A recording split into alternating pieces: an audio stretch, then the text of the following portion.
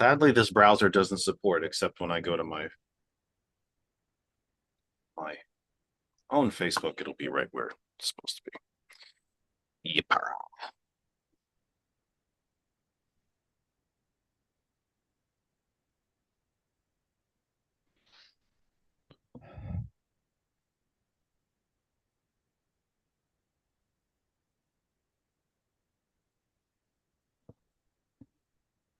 Come on now. Ugh. It's all fighting with me.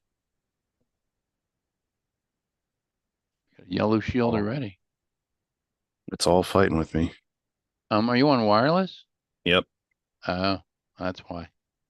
Well, if I have to connect halfway through, You should just connect. oh, you know what, George? I know you don't have time.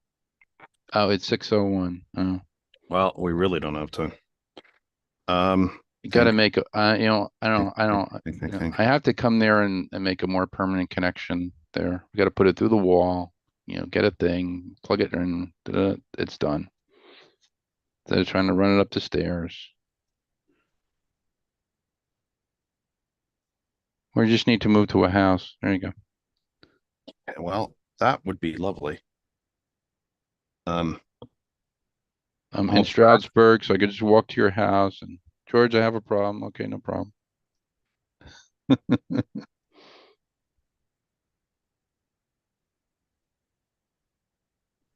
that would be great. Afford it. Yeah, I'm going to be a little late here. I'm going to do as many as I can do before I get stopped.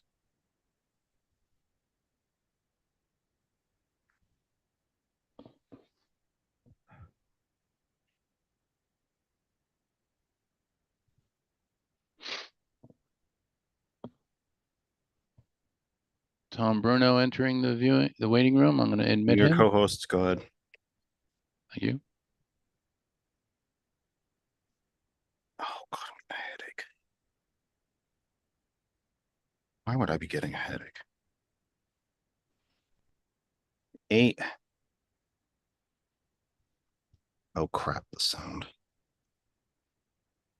Oh, okay. Hey, Tom,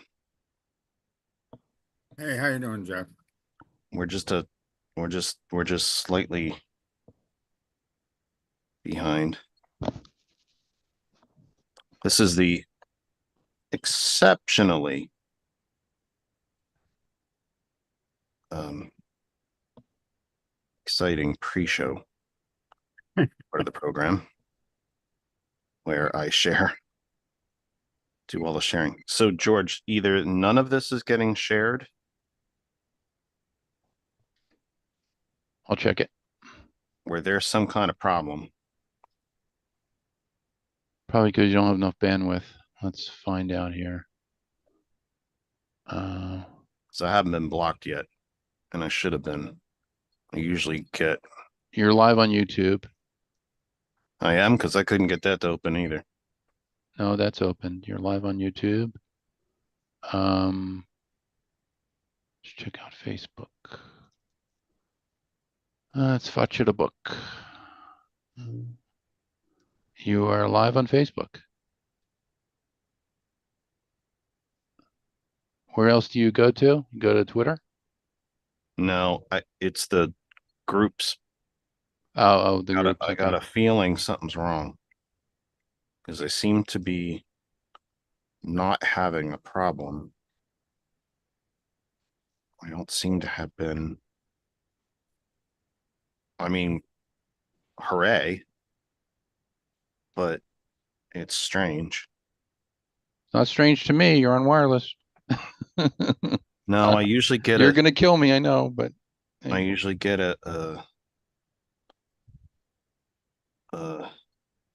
some kind of um, confirmation that I've actually shared to these places, and I'm not being blocked yet. It just keeps saying posted. I'm waiting for the shoe to fall here, and it's not, which is very strange. It's done, I think. Interesting. Weird. I don't think I got blocked. That's very, very strange. No news is good news. It's too right. Page. Post. Share. Page. Oh, I could not post the page. Now it's stopping me. Okay. Okay. Well, of course. We only create it. They own it. Makes me ill. Okay, folks, we're a little late. What do you say? What do you say we do this thing, eh? Hey, Gambit in the house. Thank you. What do you say we do this thing, shall we? Look at that background. Tom, the guest is not allowed to have a better background than the host. Not fair. Sorry. Nah, you got us all beat. All right, hang on. And we will go in 3, 2.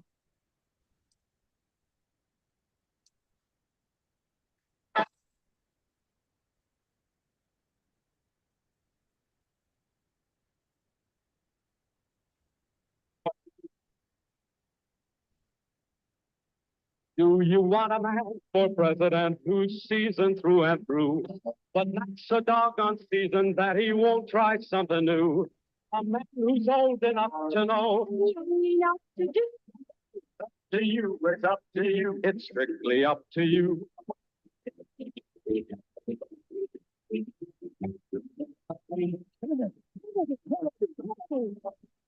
Do you want a man with spirit who is not afraid to fight? So that he will fight for his right.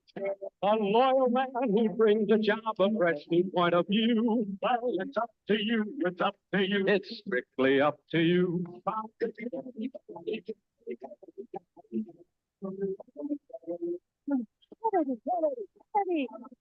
And do you deny to any man the right he's guaranteed to be elected president, no matter what his creed? It's to which we must be true. Well, it's up to you. It's up to you. It's strictly up to you.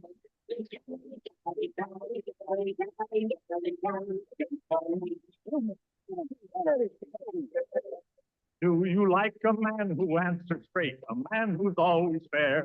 We'll measure him against the others, and when you compare, you cast your vote for Kennedy and the change that's over too. So it's up to you, it's up to you, it's strictly up to you.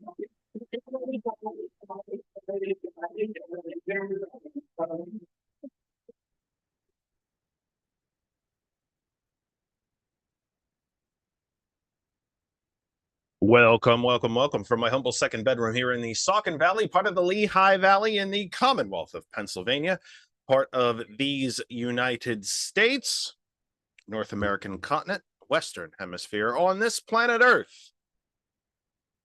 The only one we have. Third rock from the sun in the Terran solar system, part of the Milky Way galaxy. This is the Kennedy Effect live with you for the 23rd of June, 2024.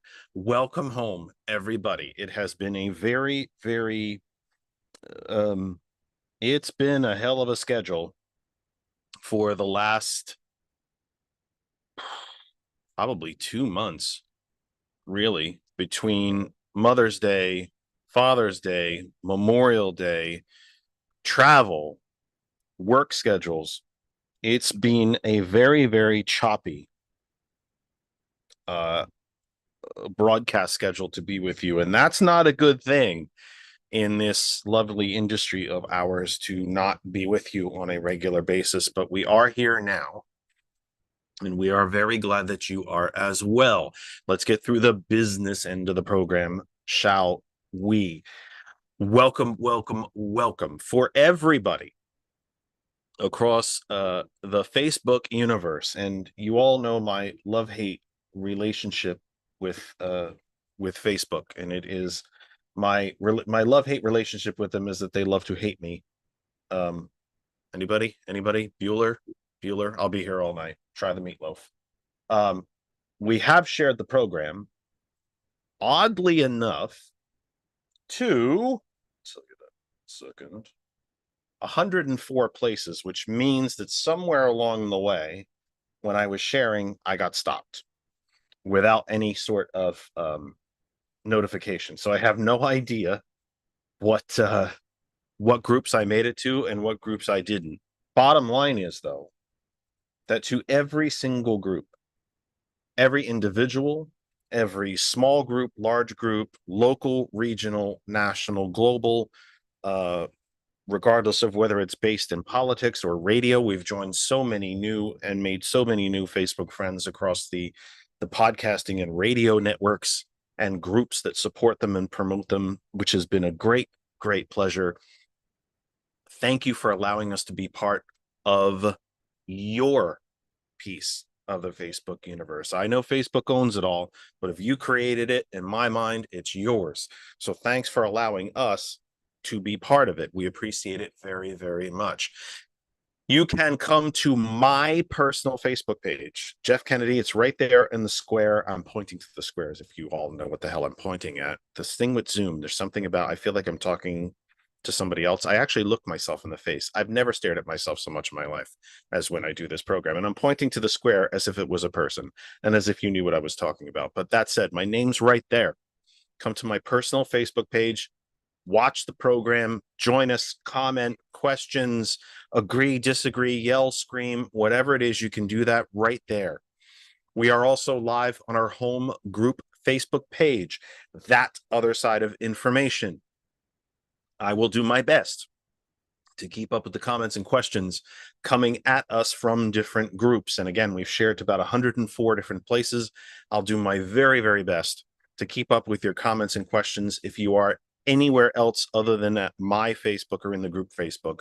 And for all the groups that have allowed us to share, thank you. You can stay right there and continue to watch, or you can come on over, whatever's easier for you. We are also live right now on our YouTube channel, which is also called That Other Side of Information. It's also the best place to catch up with the program if you've missed any of it. If you join us midstream, or which I guess if you're live streaming midstream is actually a very apropos topic, isn't it? Or apropos word to use, isn't it? You can join us. If you join us midstream, you can catch up with everything on our YouTube channel. As soon as we sign off, the show stays on YouTube in a recorded form. You can start right from the beginning and work yourself all the way through throughout the week. And the number of people who actually do that is growing exponentially, to be honest with you. People who take it in smaller bits across, a 5-day work week. We are on the TCP Media Group, of course, sharing our program there. And of course, hot101.net. Our name is our web address, the originators, keystones, foundational stones of global internet radio, hot101.net. If you are not listening to it, you should be, and not just because I'm there, but because you should be listening to it, because it's great. And there are great talented people there who deserve for you to give them a bit of a listen.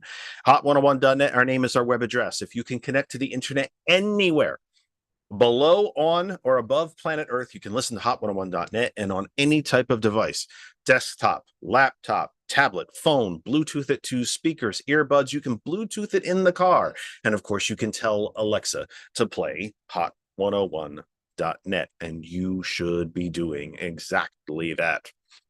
That is it for us, for the business part of the program. Thank you for being patient with us and for sticking with us through this very strange schedule. I have other announcements to make regarding the program. We will get to them later because we actually have a guest. I reached out. Think of how amazing this is. If it wasn't 100 degrees here in the Lehigh Valley this past week, I'd swear it was going to snow, because I actually reached out to a potential guest.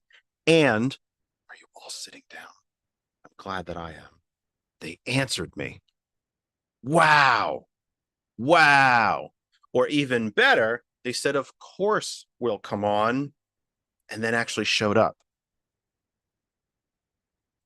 shot to all of the other folks who said, of course we'll show up, and then never do, or disappeared, or the ones who just flat out never answer, including some significant elected officials in our backyard.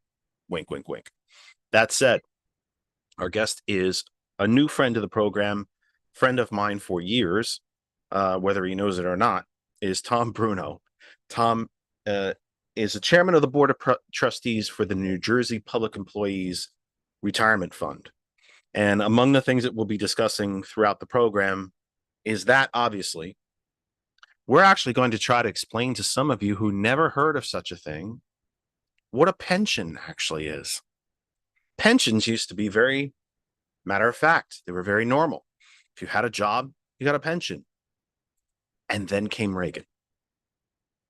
I've told you before on my tombstone, it will say it all started with Reagan. Well, I should say that's kind of true. So much of it ended with Reagan, or everything changed there. I remember President Obama getting an awful lot of flack when he was running for president, saying that he wanted to be a transformational president like Reagan. And of course, he got a lot of crap for that because Reagan destroyed a lot of things in this country, and the policies that began there continue to destroy what's a lot about the fabric of this country. You can draw a very straight line from the Powell memo to Nixon's Southern Strat. Well, actually, I would say from McCarthy to the Powell memo to Nixon's Southern strategy, straight through to Trump. And the biggest, perhaps the widest part of that highway is Reaganism. And so we'll talk about the union movement. We'll talk politics. We'll talk about pensions. We'll even tell you, like I said, we'll even tell you what a pension is. I went with the Bethlehem Steel t-shirt today because we're going to be talking about unions and industry and things that, were the backbone of this country since the late 1800s. That said, let us welcome our guest, Tom Bruno. Tom, welcome to the program. And you are still muted, at least on my end. There it is. So welcome to the program. Yep, thank you. Thank you. Pleasure to be here. Let me start with the same question that we start with for all new guests. Who is Tom Bruno and how did you get here? Well, I got here from an invite from you, but well, let's see. I'm a former union leader. I was a president of my local branch of 500 CWA members. I'm retired. I am elected to the New Jersey Public Employees, the trustees, the Board of Trustees for the Public Employees Retirement System. I am a political activist and have been a strategist for the Democratic Party for both the county here and the city here in Easton. And when I was a political director for a statewide local in New Jersey, I was involved in federal and state races, and in fact, worked on campaigns for Governor McGreevey, Governor John Corzine, worked on transition teams for both, outlined cost savings for them so that they did not have to raise taxes or lay off public workers, which was my goal. So I'm an author of a couple books, mostly union related. But I think, pretty much that sums it up. I've got a lot under my hat. So go ahead. And it's why I wanted to ask you to be here, because you do have so much under your hat. But as someone myself who spent half my life, well, more than half my life, 2/3 of it really, in New Jersey, and being born in Phillipsburg and then spending about half of it in the eastern half in the New York market, but in New Jersey, the northeastern New Jersey. This is not something that I was originally going to ask you about, but it literally just popped in my head because it's something that I talk about here a lot. And even though we're very blessed, the program literally goes around the globe, and we know that we have listeners around the globe. This is a very regional question, but I wanted to, it just popped into my brain, so I wanted to ask you about it. Pennsylvania is a very, very unique state, right? For as large as it does very much feel like two states. I think once you get past the halfway point, it tends to identify with Ohio. The eastern half tends to somewhat identify with New Jersey. And I have said on this program, I don't even know how many times, countless times, that Pennsylvania could learn a hell of a lot from New Jersey in the way that it does things and runs things. Governor Murphy's an extremely progressive governor. I think he's one of the more underrated governors in this country, and has been throughout his time.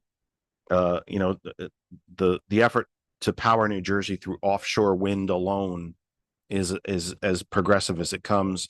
Calling a Democratic majority legislature into session to raise taxes on corporations and the top 1% is about as progressive as it comes.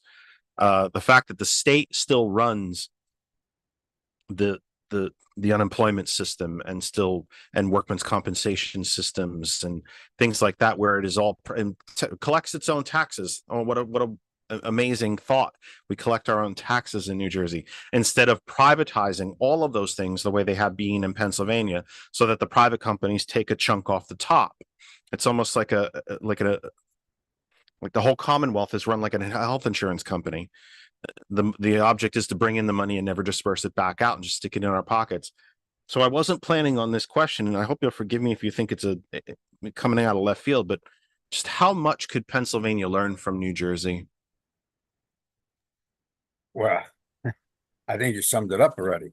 There is quite a bit. I will tell you this, when you talk about Governor Murphy, here's a guy that entered into his role as governor with a pension system that had been underfunded for 25 years.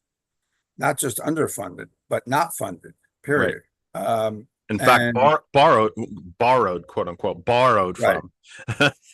It started with Governor Whitman. She borrowed about $2 billion from it. What she did is just said, well, it's doing so well, we're not going to make our payments to it because they can live off off the profits they're making, off the interest that they're gaining, right? Which is, it sounds like a good idea, except pensions run on the notion that you get these great years and then you get these years when you drop. And it's the great years that cover the years when you drop, right? Like any investment, by the way. Right, correct. So when she started skimming off the top and not putting the money in, it created a problem. We went to the IRS with the problem. The IRS then sent her a letter saying, that she would lose tax exempt status for the fund if she didn't put the money back. So myself and another fella, Fran Fiore from CWA, both of us met her in Washington, D.C. And she was giving a speech to John Birch Society. And we waited outside her room that she had, and that she was having this luncheon with these people. And when she came out, she thought we were there with a contingency of union members ready to protest, but because she recognized us, but we weren't. So instead, we went down to the bar and discussed a pension bill that she could float to repay the pension, basically as a bond initiative, which is what she did do, and which put some of the money back in. The problem is she didn't keep paying payments, never made payments to the system, and every governor and every legislator after that followed suit. And we wound up with of both parties, it should be said, to be oh yeah, both parties, absolutely. And so McGreevey was the first guy to put in some money. But what he did is he took it from there was a special fund created when they changed the formula of the pension to make it more lucrative for retirees, but they made it retroactive, which was a problem because the money was never taken out of people's paychecks to cover that funding level for a benefit level. And so that exacerbated the unfunded liability. So the special use fund that was created to help offset that, he borrowed money from that to make payments towards the unfunded liability, which just kicked the can down the road a little bit. But that was the only money that went in. And then, of course, we got to Chris Christie, who reduced the benefits drastically. We wound up losing about 45%, making the pension ranked 95th out of the top 100 in the country in terms of generosity or lucrativeness. But at least we still have the pension. And it's not a bad pension, don't get me wrong, but it certainly is not the one we signed up for when we signed up for it. In any case, so that brought us there. Now, what could Pennsylvania learn? Pennsylvania, and you might have to correct me on this because I'm not overly familiar with their pension system, but the last time I looked at it, which admittedly was a couple of years ago, they rely on your salary, but they include overtime, or at least they did. They included, if you worked overtime, they included that as part of your salary. New Jersey does not. They base it on your base salary, which is smarter because, frankly, you don't know how much overtime somebody's going to work. So how do you fund for that? Right? That's a liability that you can't possibly predict. Whereas a step system in New Jersey, your salary is say $50,000 this year, but every year you get a $1,400 raise or a $1,500 raise, right? Which is built into the system in a step system. And then, of course, you're across the boards that are negotiated every 4 years or 3 years. Those things you can anticipate, and you can adjust your contributions accordingly. Pennsylvania, as I understood it at the time, did not do that. They used their overtime, which can be a problem because you don't really know how much a person's going to work overtime or if they're going to work it at all. So you can't really work that into a formula. So I think that's one of the main things you could learn from New Jersey. However, look, there's a host of things. Privatization, number one. I worked anti-privatization strategies, and I was actually used all over the country for that. That's the one that gets me. That's the one that I think that Pennsylvania, and I think that and I was not living here then, so I cannot profess, I would never profess to be an expert on it. But it was really during the Corbett administration when the privatization efforts went wild. They deliberately, reduced the size of the unemployment bureau department here so that it simply didn't function to a point where that when people were out of work, they couldn't access it, or they just would give up and not bother to try to access it. So of course, then the money doesn't go out. And of course, this all goes back to the baseline is that rich people don't want to pay taxes. But the privatization is the one that gets me, is that nowhere when government privatizes anything does it save money.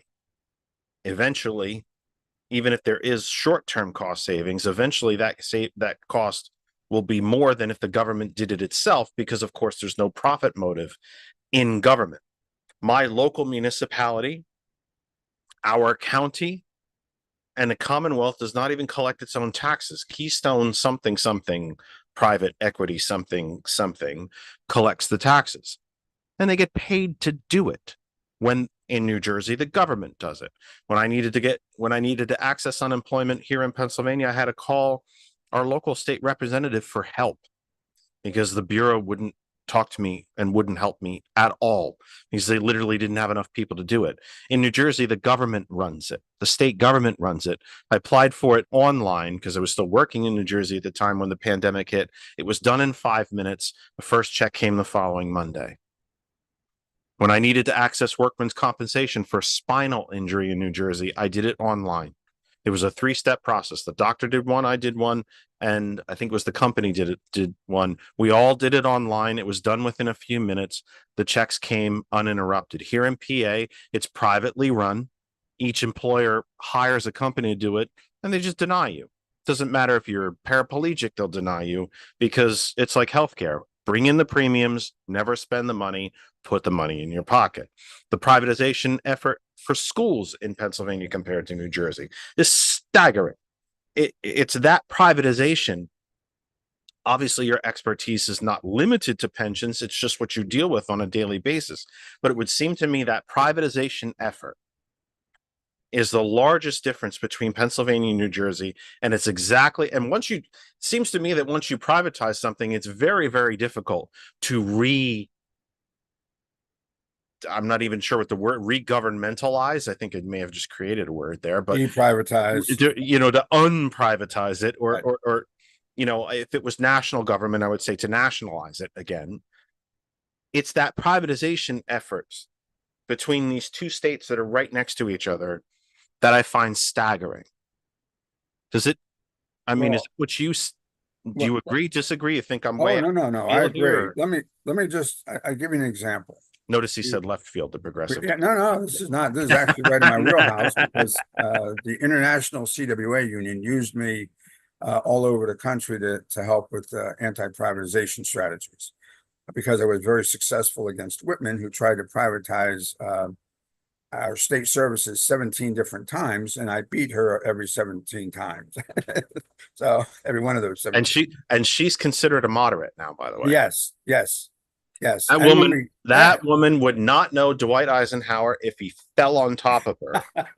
She is not an Eisenhower Republican as much as she'd like to tell you that she is. But even she is not welcome in this current that's true. Trump Republican Party, or not even party, really, corporation. But I'll give you a story. I'll give you a quick story. We the local I was with represented the institutional workers and correctional workers, and not the guards and not the officers, but the actual the civilian staff.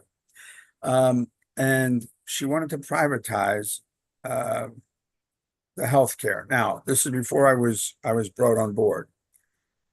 So she privatized the healthcare, and it was costing them at the time $66 million a year. And when I got on board, I said, well, we could probably reduce that by at least 12 million. So we put together a proposal, and we answered the bid, saving the state $12 million on 66 million. So she turned that down and awarded the bid to CMS, Correctional Medical Services. And that bid, she gave them our recommendations for how to save the money. They implemented the $12 million in savings, and they wound up charging the state, by the time it was all done with all their their contract modifications that they came up with throughout, the 2 years they were in business, or 3 years they were in business, they came up and it was $425 million by the time it was done. Okay.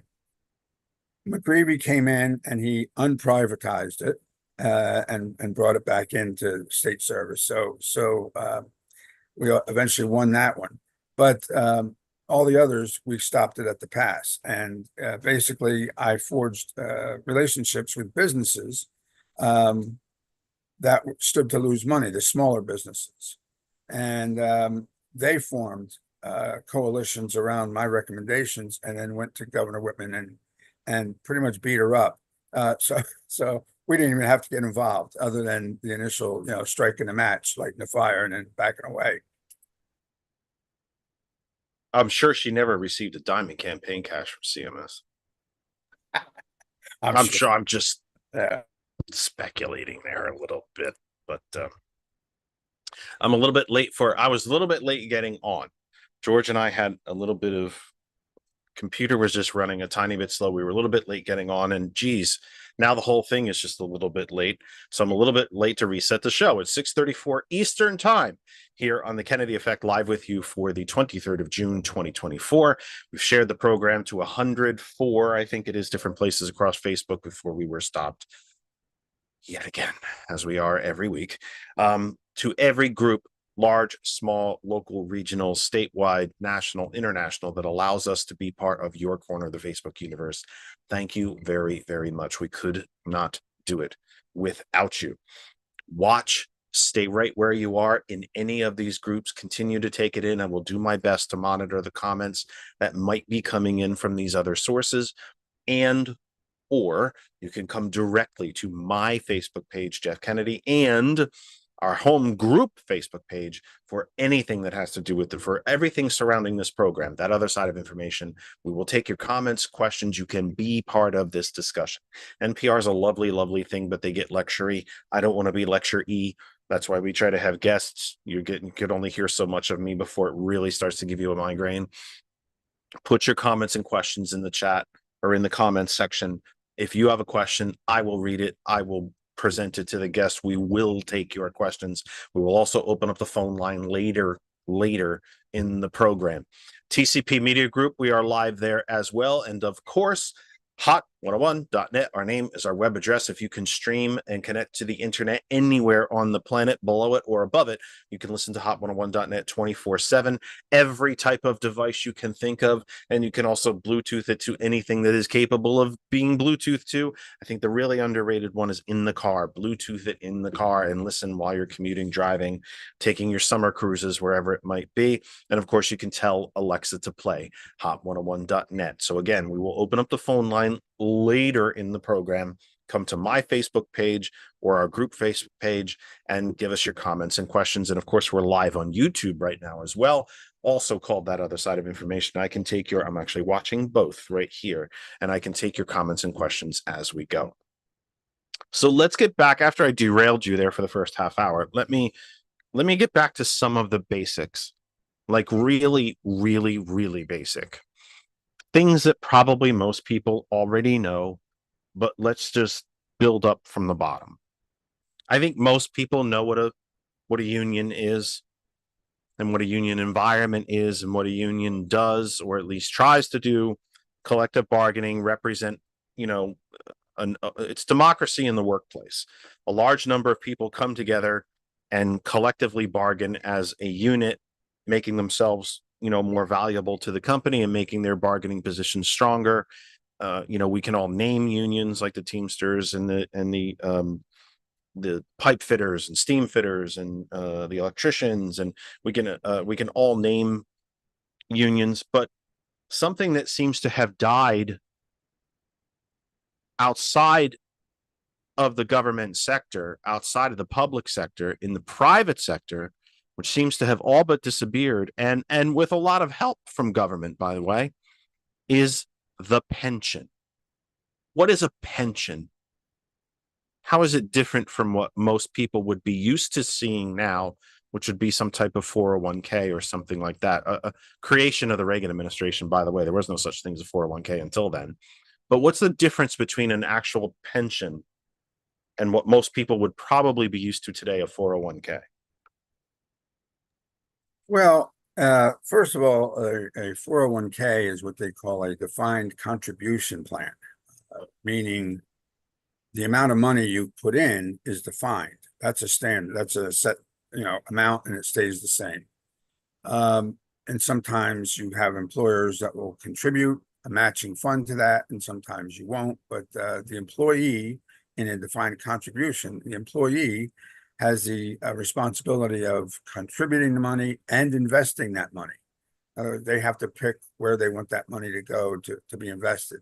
They can choose an aggressive high risk plan or a moderate plan that has some risk and some safety, or they can go with a safe plan, but that has a lower investment portfolio, but it's safer, of course. And so it really depends on how long you're going to be in that particular program. If you're getting up there in age, you'll probably want to do something more aggressively, but but then you run the risk of losing it all. So you may not, that may not be for you, but if you're trying to get a big bang for your buck, the only way to do that is aggressively. Otherwise, it's going to be a slow and steady thing, and you're not going to see a lot of gain. The problem with that is, as it turns out, people's retirement is not secure. At the end of the day, it relies on the stock market, basically, right, or whatever you put into it, right? So if you put it in a safe fund and the treasury bills, notes, and stuff are coming in at a low point, which they were for a long time there, you're not going to make any money at all. On the other hand, a 401k in a market like today is probably going to explode, right? But everything comes to an end. We're not always going to be in a bull market. We're not always going to see these record highs. There's, in fact, we're pretty much due for a drop pretty quick. So I'd say probably within the next, if not this year, then maybe next year or the following year. It's going to happen sooner than later. Let me put it that way. Having said that, I'll go to the other, that what used to be called a pension, is what they call a defined benefit plan. Defined benefit plan is one where the employer puts the money in, the employee puts nothing in, the employer puts it in, and they invest that money for the employee.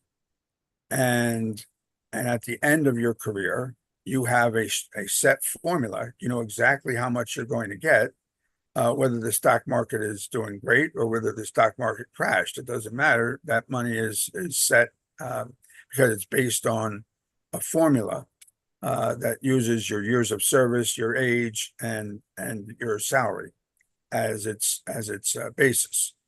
So, and that's basically what a pension is. Now, private sector is probably closer to, I think they're down to 10% now. What's only about 4.7% of the private sector is unionized. It was as high as 37.6 when Reagan came to office. I think it's under 5% now. And I couldn't tell you how many of that 5% actually have a pension. But it probably have the 401k, which from my point of view, and you can please tell me if I'm wrong, but from my point of view, really is just a way to it's a way to shove more money to Wall Street for them to play with and gamble. It's a way, and it weakens unions. Okay, so here's what I'm going to tell you. Basically, that the BLS, which is where I get my information from typically, is just started looking at union membership since 1983, right after the Patco garbage from Reagan, where it fired 12,000 traffic controllers, right? Plus or minus 1,000. Nobody knows the actual number, but it was around 12,000. After Reagan went to their national convention and asked them for the support and their endorsement for president, and said that he would support them, right? And then they were dumb enough to do it, right? And then that he would support them and back their union, and fully fund their pensions and hire the traffic controllers, the next generation of traffic controllers. And then, of course, his first major action in office was to fire all of them when they went on strike. Right. And so the next thing he did is he had BLS monitor union strength from 1983 forward, because he wanted to see whether or not his action was having a chilling effect on unionization, which of course it did.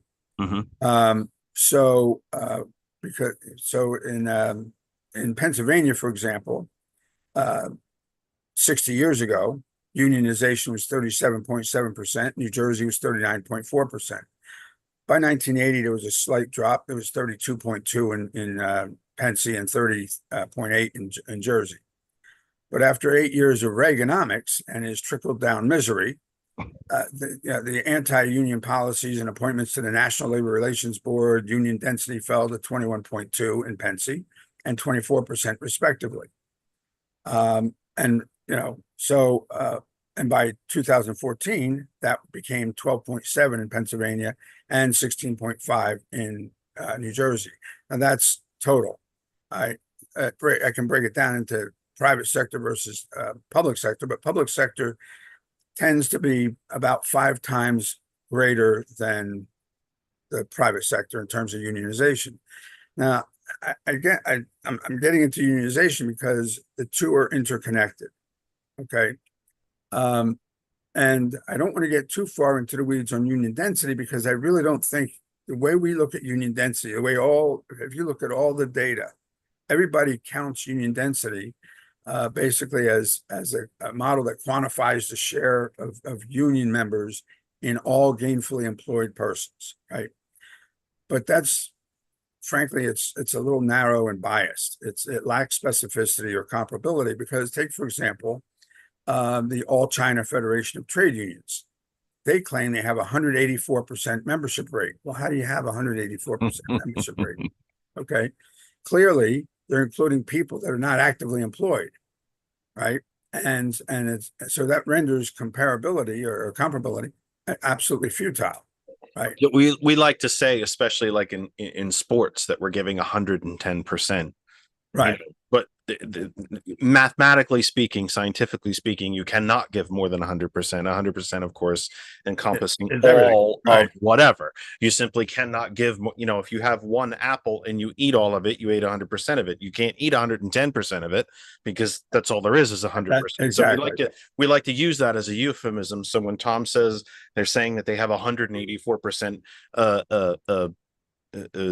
membership, it's simply mathematically impossible. That simply can't be the case. Correct. So now you take a look at France, and they have an 8% labor union density by traditional standards, but they are typically viewed as exceptionally strong and relevant politically and in advocacy for their members' interests, right? The yellow vest marches. Exactly. So you have so the union density, I think, is probably the wrong metric we should be using. Because I think even though we only have 6% union density in this country in private sector and 32% or 31% in public sector, I think the bottom line is that they wield an awful lot of power, even for being as small as they are, comparatively. Right? So, and seemingly growing as well. There seems to be a rebirth, if you will, of the union movement. We've seen union victories by the United Auto Workers against Stellantis, which is, Americans would normally know it as Chrysler, and GM recently. Ford happened to settle with them before they ever went on strike. We've seen an Amazon warehouse in Staten Island form a union, the only Amazon union in the country, although many more votes are scheduled. We had UPS and its union avoided a very major strike, which would have crippled really package movement in this country. There's only 3 real entities that move packages in this country anymore: UPS, FedEx, and the United States Postal Service. That would have, effectively frozen a third of the market. They settled before. And I think you're seeing, we've seen a rebirth of union apprenticeship programs for trades. So there does seem to be a bit of a rebirth, if you will, of the union movement, and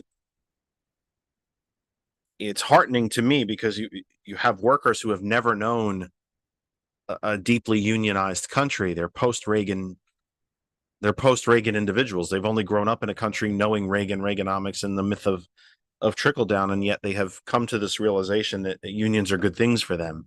I find that very, very heartening. But yeah, I would agree. And not only that, but at the same time now with this union drop, and then the recent resurgence, a little bit. It's small, but it's nice to see it happening, frankly. because there's advantages to union membership, but at the same time, I just want to get back. The reason I was going into the union piece of this was because it intertwines inexorably, frankly, with the drop in defined benefit programs. So at the same time as Reagan had pretty much killed unions, not really, but It went to war against them, and sure as yeah, hell he did. Yeah, he damn near did Yes. kill all of them, and he went to war against them. That's true. But at the same time that happened, he had he implemented the ERDA,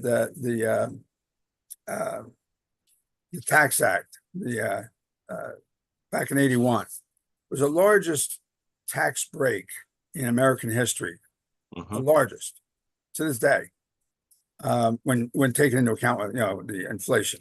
But yeah, so it's still that. That forced a double dip in the recession that we had just come out of. So we went back into a recession. So the following year, he came out with the largest tax increase in American history, which was the TEFRA Act. Right. So and that gave favored status to SCPs. And it's a simplified employee pension. So and that kind of opened the door. There were 401ks already from I want to say 1978 or 79 is when the legislation went in for them, but they didn't take off until Reagan. And so SEPs and the 401ks really got favored status. SEPs more so. So that's what happened there, and you saw a drastic drop. You had American private sector workers in 1975, had about a third of them, these are non-union now. About a third of non-union private sector had a DBP in 1975. But overall, 71% participated in defined benefits in 1975. That's the overall number. But non-union enjoyed just a third of it. That fell in 1987 to 28% overall, and also for them. But it now stands at, well, 10%. It was 10%. I know you mentioned the 4% or something. I have the BLS report on March 2022 had it at 7% for non-union private sector. So that's where we were at it in 2022. I did not look at the latest numbers, but frankly, they've been dropping. However, there's been a recent resurgence in that as well. IBM, for example, just came out recently with they unfroze their defined benefit program. And they are instituting a cash balance type pension, which is a defined benefit style pension, but it has some nuances to it. All right. They save let me just get. Well, you muted yourself there.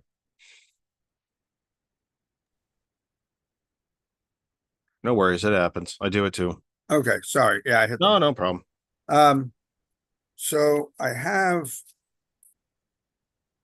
So George put up in the chat that for IBM, they are funding 5% of an employee's salary, for which the employee will receive a 6% return for the first 3 years. Then the yield on 10-year treasuries with a floor of 3% until 2034. Then the yield on 10-year treasuries with no floor thereafter. Sounds like correct. a lot of. That's correct. Sounds like a different language. There's a lot of math in there. There is a lot of math. That is, so a cash balance, it's a hybrid retirement plan, but at least it's a DPM. They have a floor that they know they're going to get. as opposed to a 401k, which is up in the air. It's anybody's guess, right? As the Union, people from Lehman and AIG found out during the crash. yeah, exactly. Okay. Union, well, and I think that's, to be honest with you, I think that's partly why Americans kind of reveled in that so much. I know that some very real regular Americans lost their livelihoods when those two investment houses went down. But for the upper management, who were just raking in the fees and the commissions and the profits on nothing and money created out of thin air and nobody went to jail. And moving numbers on a spreadsheet, I think that's why Americans were really not so heartbroken to see them go out of business. And oh, by the way, isn't that supposedly a free market, that when you can't run your business, you go out of business, and that your competition scoops you? Yeah, and you're right, and no one went to jail. And during that big crash, let's not forget, by the way, that Iceland was the only country who put the bankers in jail. And they did. They sued them. Well, I shouldn't say they sued them. They charged them with the criminal activities that they were guilty of, took them to court, and put them away. And to the best of my knowledge, they are still in prison. So the largest bankers, and they were the only country to do it. So even as much as I might talk on this program, and I do talk about it a lot, that the U.S. could learn a lot from Europe. Europe did not exactly distinguish itself. The EU did not exactly distinguish itself during the crash of 07 and 08. It was only Iceland that went to the bankers, charged them, investigated them, and put them away. I don't want to skip too far past the tax legislation that Tom had mentioned. The top marginal tax rate when Reagan came to power was still 74%. Yes. And what that would mean in today's dollars is, because many people get this wrong, and the right wing hate radio and right wing media machine will tell you that means that rich people paid 74 cents of every dollar they earned in taxes. That is what we would scientifically call in the business bullshit. What that is the following. What it means in today's dollars, and I might even have today's dollars wrong, given the recent bouts of inflation that we've had, or at least the greed and wealth extraction inflation that we've had. What it would mean is that for every dollar you earn above $4 million,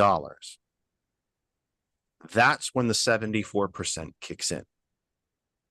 Not from $1, but from $4 million plus. So when Reagan came to office, that top marginal tax rate was still 74%. He dropped it to 25%. He dropped the capital gains tax rate from 35% to 15%. And he dropped the corporate tax rate from somewhere around 33 to 25. And he ended the tariff and import tax system that fully funded the federal government up until 1919. We remain the only country on earth without a fully structured tariff and import tax system. The average tariff in this country is 2%. And one of the real failures of the so-called left-wing media, of which there really isn't any, is that this hyper panic that seems to take over everyone whenever they talk about tariffs. Tariffs are what builds and protects domestic industries. So why does every other country on earth defend its domestic industry except the United States?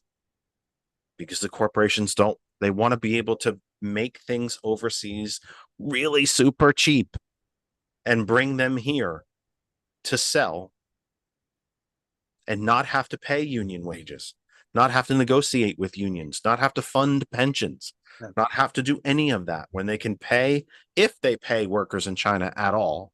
And there's certainly plenty of evidence that many of them receive nothing. Some of them a whopping $1.37 a day, not an hour. That's true. They don't want any of that. Reagan promised he would dismantle the tariffs, and he did. He promised, especially the meat packers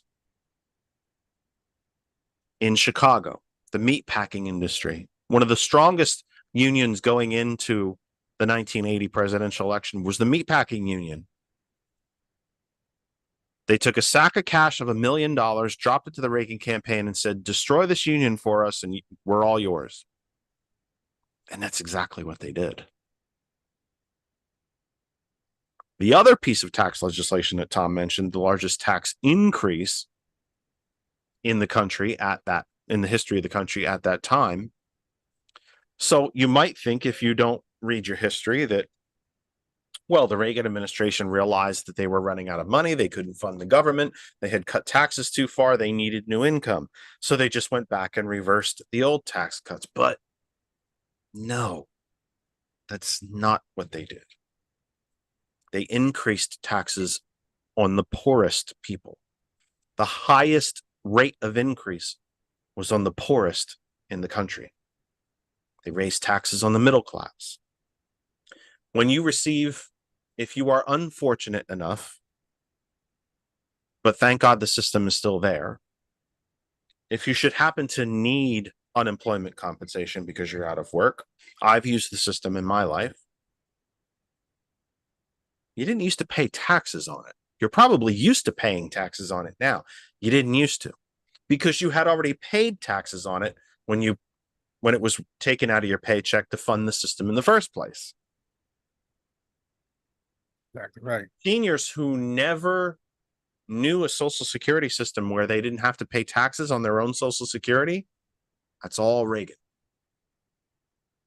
Reagan quadrupled the national debt. He added more debt. The only president who ever added more to the national debt than Reagan was Trump. There was a national debt when Reagan came to office. It was about $675 million left over from President Carter. One of the things that President Carter has said was one of the regrets of his administration is that he didn't leave with a balanced budget. Reagan quadrupled that in 4 years and quadrupled it again in his second 4 years. And Trump added about 10 trillion to it with his massive tax cut. So when Tom mentions these tax cuts, you might think to yourself, well, that sounds good. And one of the ironies of republicanism and Reaganism and trickle-down economics and this austerity movement we've been on in this country for 40 plus years now, since the onset of Reaganism, is the idea that a tax cut solves everything. Inherently, it cannot. Economy's slow, cut taxes. Economy's roaring, cut taxes. It can't be both. It either solves one problem or the other. It cannot solve both. And what an irony that when the pandemic hit, Trump couldn't put money in your hands fast enough. He couldn't hand you free money fast enough. Now, let me be open and honest, and I have said it here before. That money helped me keep my house. I wouldn't have my house if it wasn't for that money. I think it was the right thing to do. Yes. The irony comes in where workers don't deserve this, unions don't deserve that, we shouldn't have unions. Why are we paying toward this? We don't have money for this. We don't have money for veterans. We don't have money for kids' education. We don't have money for the unsheltered. But we can hand out money whenever we want. And it goes back to Jude Wanniski's, I always say his last name wrong, to Santa Claus theory. That when Democrats are in office, when Republicans are in office, give away everything. Get as much money out there as you can get. Give people everything they want. Damn the expenditures or how much money we have to print or whatever debt we incur. To hell with it. Don't even worry about it. And then when Democrats are in office, bitch about the deficit. That's the kill Santa Claus. That's the two Santa Claus theory. I'm late again, 7:04 Eastern Time. We're entering our second hour of the Kennedy Effect, live with you for the 23rd of June, 2024, wherever you might be across Facebook. Thank you. Thank you to every single individual and group, large, small, local, regional, statewide, national, international, every individual that shares our program and that allows our program to be on your space, your part of Facebook. Thank you very, very much. We could not be here if you are not there. So thank you very, very much. Please come on over to my Facebook, Jeff Kennedy, or our group page, That Other Side of Information. Enter your comments and questions. You can be part of this discussion, and we encourage you, invite you to do exactly that. Please be part of the discussion. We want your input. If you have questions, we want to hear them. I will pose them to Tom, or you can pose a question to me. Yell, scream, agree with me, tell me my shirt's too tight, because guess what it is? Because this guy gained too much weight. This guy's still carrying around all his pandemic weight. And I put this t-shirt on and I looked at the clock. I'm like, oh shit, I got to get on.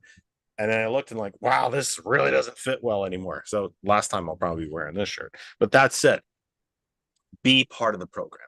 You are welcome. We want you to be part of the program.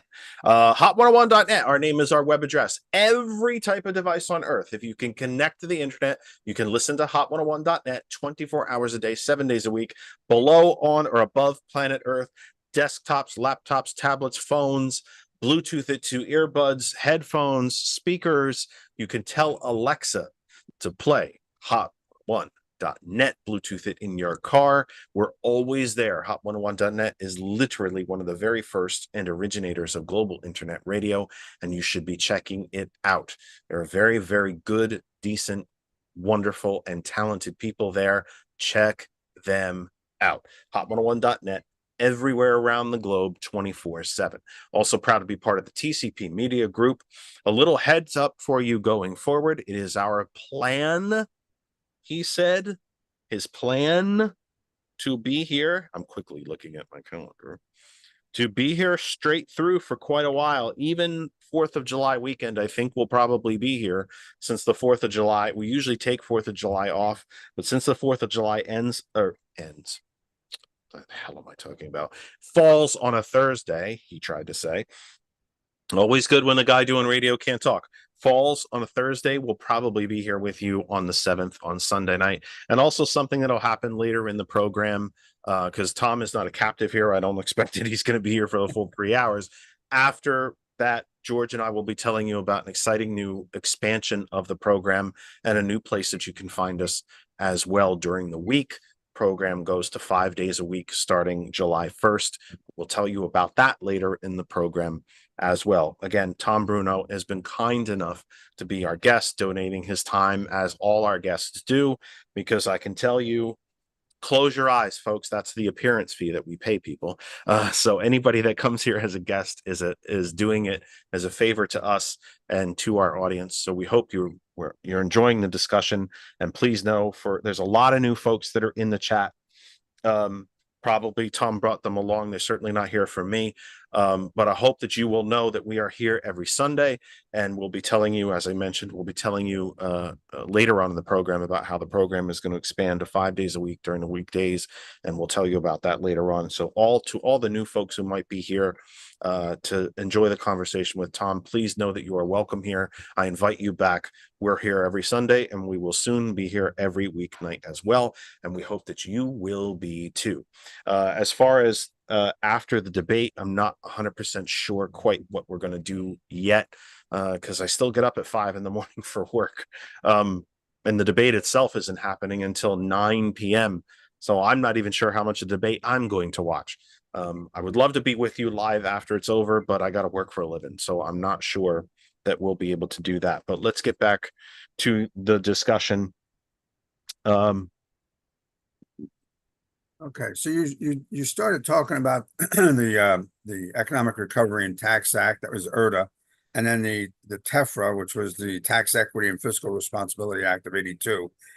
Those impacted the defined benefits with the favored SEP treatment and kind of ushered in the 401k panacea, which is now around their ankles.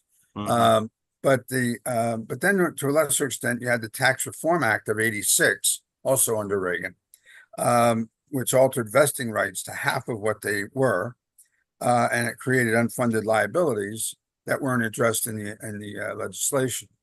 So, and then of course you had the increased government regulations of the 80s, you know, and then later on, I think it was 2006, Pension Protection Act required more specific and more stricter funding to ensure employees receive their benefits, and that caused a lot of problems for employers who had underfunded them because they had to pay more money into the Pension Benefit Guarantee Corp, the PBGC.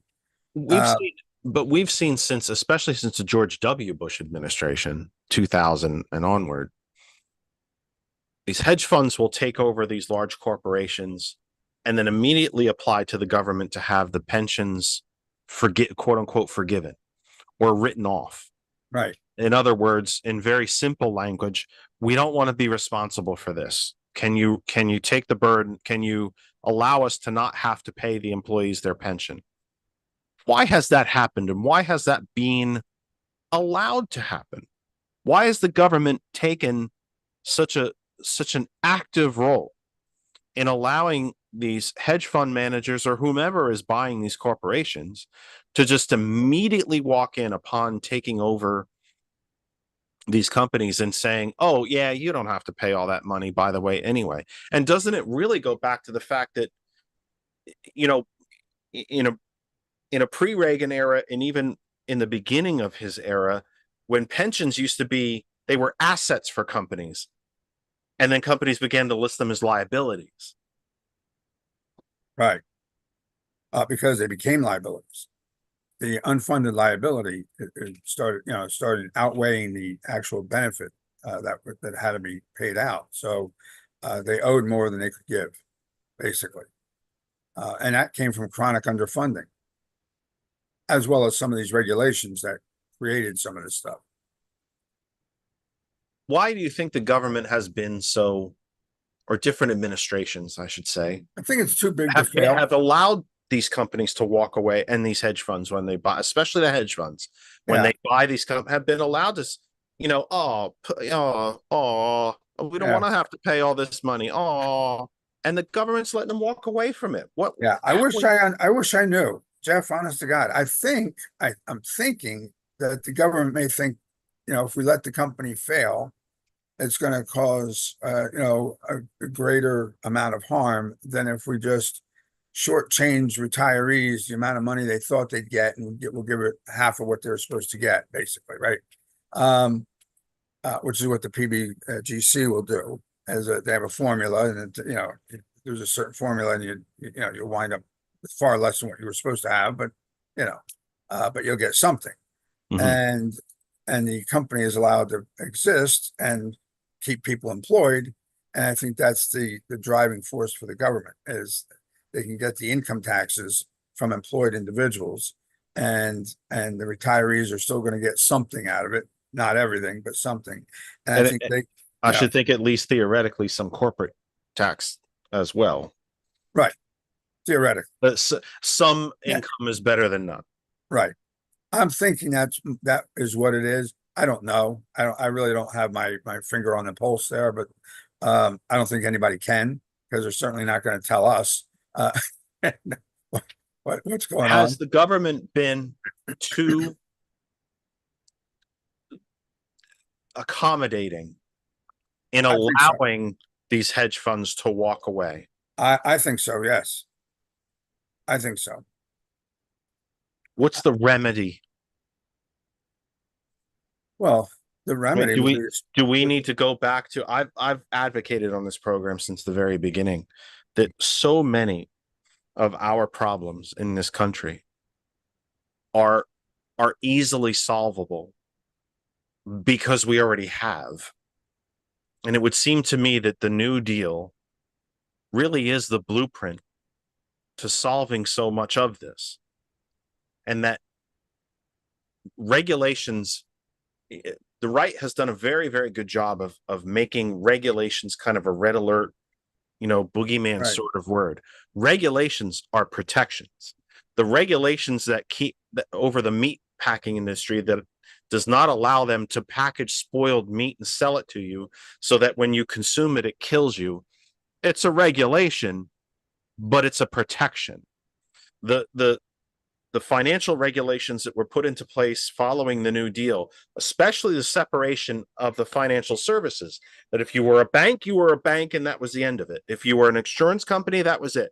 If you were an investment house, that was it. You could not be all things. And we've broken all that down with the dismantling of Glass-Steagall. But so what is the remedy? Is it as, I don't want to say simple, but is it as simple as going back to our history and looking at what we solved, how we solved these problems during all the programs of the New Deal, and reinstituting them? Do we need a more active National Labor Relations Board that actually stands up for workers again? That's the key. Is that the one? Is that the Well, that's turning the point? start. That's the start. But you've got a Supreme Court now that is systematically taking apart every bit of precedent-setting laws, every bit of labor laws that they can get their hands on. Just recently, on June 13th of this year, the Supreme Court ruled on the National Labor Relations Board's ability to pursue preliminary injunctions on companies when there's a belief that they could prevail in a court, right, on a particular matter. It was the ultimate remedial power of the board. They took that away. They basically said that now, instead of a reasonable cause to believe that the practice had happened, the unfair practice had been committed, and that the relief was necessary to restore the status quo, now they've put in a 4-factor test, which makes it nearly impossible. So they've undercut the Labor Relations Board. Now, Biden's Labor Relations Board, frankly, has made some positive gains, but they're undoing what Trump had did with the Labor Relations Board, and I think they've got a long way to go. And the Supreme Court isn't giving them any help. June of 3 years ago, they had the Cedar Point Nursery versus Hasid, right? That was it rewrote in that one. They rewrote the Fifth Amendment. Basically, they added caveats to the rule that resemble the reasoning behind a century-old anti-labor decision that was since overturned. And but the bottom line is that they called union members union officials could not go onto a property. In California, for example, they could go onto a field and talk to workers, but only during their lunch break or an hour. I think it's an hour before and an hour after their job. Now they can't even come on the property, right? So you can't organize workers if you can't get to them, and so that was a big one. They also did in 2018, you had the Epic system versus Lewis, right? That obligates workers to sign class action waivers, so they can't do concerted union activity in a class action kind of suit. They passed that, and of course the big one was the Janus versus AFSCME, taking away the union's ability to get payment for representing workers that aren't actual union members. When you organize a workplace, the law, the National Labor Relations Act, says we have to organize everybody in that particular unit, right? So if I go after, say, all the housekeepers at a job, I have to take all of them. And to win an election, I have to win by a majority of those there, of that whole amount. So if there's 100, I need 50% plus 1, and then I have to represent all of them. So I have to negotiate a contract for all of them. If they get into trouble, I have to represent them, right? So without without distinction whether they're a union member or they're not. And so the agency fee bill, the agency shop process, and the agency fee bill in New Jersey in particular, required the unions to demonstrate every year how much money they spent in actual, representation and things surrounding that, representation of workers. And anything not in that category had to be refunded to those people that didn't join the union, what we call the agency fee. But they had to pay up to 85%, I should say, up to 85% of the regular dues, because that was considered the cost of representing them. But anything, if it didn't come up to 85%, the unions were required every year to return that money to them, that portion. So now Janice comes along and said, no, you can't take the fair share of the cost of representing these people, but you still have to represent them. Right. So they come along for a free ride. And then obviously there was a mass exodus of people who didn't want to belong to the union since they could get it for free. The problem with that is that once you drop below 50% representation, then they can file a decertification. Once they file decertification, they cannot go back to another union for a period of 2 years. So once they throw them out, they're at the mercy of the employer for 2 years before they can even hope to get another union in there if they decide to do that. So, and that has led to, once the union's gone, then the people that were in the union, the shop stewards and those people that were advocated for unions, are fired because they have no protections at that point. The union's been decertified. So it creates a mess. And so, yes, you have to first strengthen the NLRB, but at the same time, we need people in Congress to be writing laws that shore up these areas that need shoring up. We've had opportunities to do it, but everybody has failed at it. I mean, we controlled both houses. Almost every president has controlled both houses the first 2 years of their tenure, their election.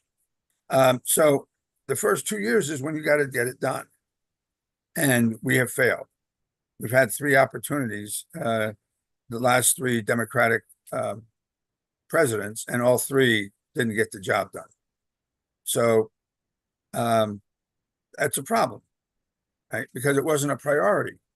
And frankly, Democrats rely on union money because they don't have the pocketbooks that Republicans do. They don't have the corporations and things, First off, Tom, you bumped off your camera. I'm not sure if you did that on purpose, but you did. No requirement that you be on camera, but you did turn it off. I'm very sorry. I don't know it's how that not a happened. problem. It's not a problem. Wasn't that Reagan's real, in addition to the overall thrust of Reaganomics, which was simply to, again, the irony of argument here that Republicans tend to accuse, they don't as much anymore, but tend to accuse Democrats of social engineering and of wealth redistribution. Well, we've had $55 trillion plus of wealth redistribution just in income tax cuts alone, by the way, not even taking into account capital gains, offshoring of offshoring and no tariffs and all that back. $55+ trillion of wealth redistribution to the top, away from the 99% up to the top. Wasn't Reagan's, in addition to that, just doing whatever the wealthy wanted and told him to do, which is why we generally refer to Republicans. There's really only 2 ways left to talk about them. It's either the Trump cult or the Republican corporation, with the employees being the elected officials. They're the employees. The job of the employee, of course, is to deliver profits to the owners. The owners, of course, being the billionaire class. Wasn't the real thrust of Reagan's war on unions really twofold? Is that it made everything cheaper for the owners of these big corporations, and then, of course, delivered more profits to them and more dividends to the shareholders, but also it destroyed the essential a foundational funding source of the Democratic Party, but to starve the Democrats of money. So at the same time that we're enriching the richest, we're starving our political opposition of funding. Well, it was a class war, and it's continuing today, but it's a class war. It's never ended. Yes, yes. And so he actually, I mean, it was in his own words, trickled down, right? Trickled down. He's talking about two separate levels of people, right? The higher and the lower. Class war. It's what it is. But they didn't say it. They just said trickled down. Everybody got, whatever crumbs was trickled down, but Right. the wealthy got wealthier, and the poor got poorer, and the middle class evaporated. And it really started, well, I shouldn't say started, but it exacerbated immensely under Reagan's watch. And he had 8 years to do it, and he did a great job of it. And it continued. Go ahead. And it continued. Oh, yeah, it hasn't stopped. But, now, they're, I said before that these 401ks, the panacea around 401ks is now landing squarely around their ankles, because many of these folks have children, right? And these kids, are, well, they don't even know what a pension is, right? As you started your show with, right? They don't. They have no idea that there's such a thing. They've only ever known a 401k or an IRA or an annuity. And those are the words that they know. But a defined benefit, it's foreign. And we have right now, we have the last installment. The next 5 years is going to be the last installment of what's called the peak boomers.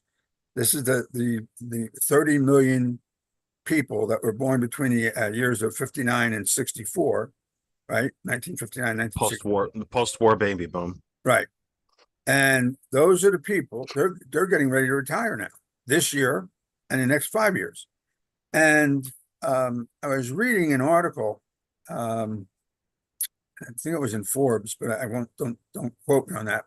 But they said that not only are they entering for retirement financially unprepared, but that the economy is likely to take a hit, with industries like manufacturing and education needing to replace these boomers, and that the new retirees will likely be disproportionately leaning on Social Security to stay afloat, and that is not going to give them enough money to keep their lifestyle.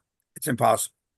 And so this boomer retirement bomb, is what some are calling it, is going to be costly for the rest of the workers in the economy, because Social Security isn't funded to handle it.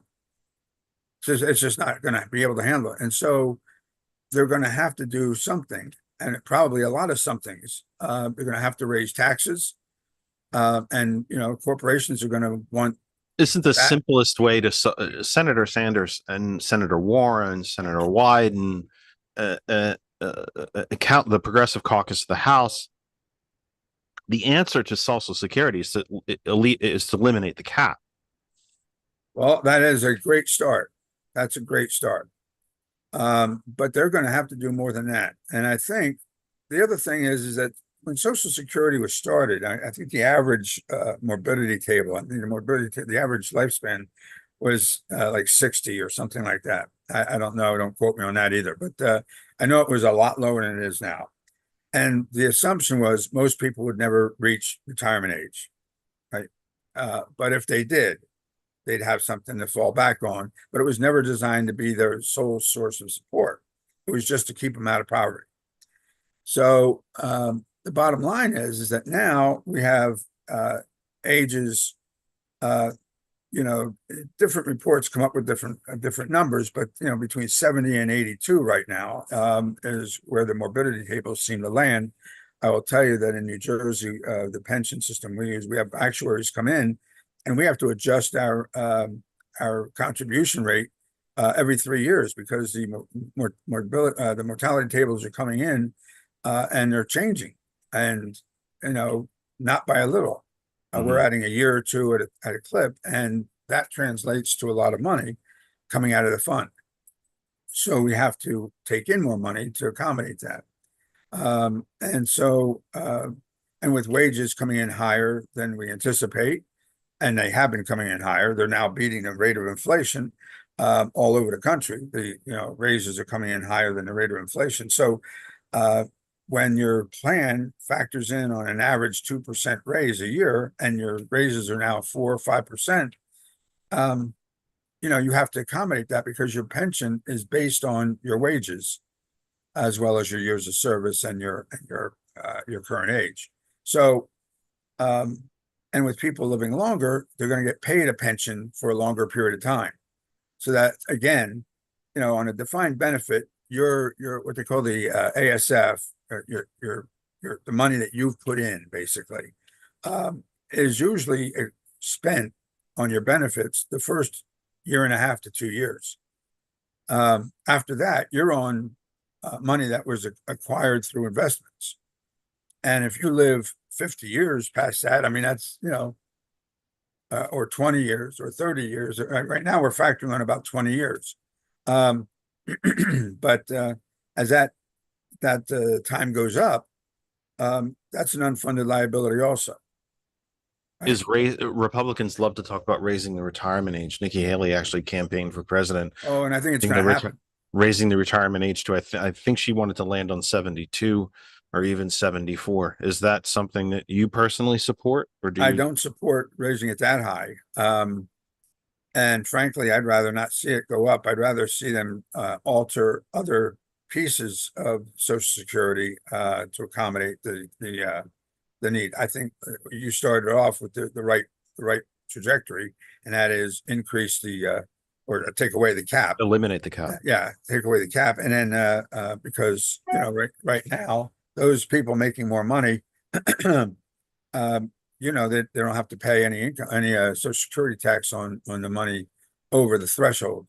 And for folks who may not know, the Social Security tax cap stands at roughly, I'm coming from memory, about $142,000. Yeah. So every dollar that you earn up to 142,000, and again, my that figure might be slightly wrong, either low, it might be plus or minus. My recollection is it's 142 now. So that every dollar that you make up to 142,000, and by the way, this is regular income, not dividends from stocks or any of that, you pay Social Security tax. Every dollar above that, you pay nothing. Not a reduced rate, you pay nothing.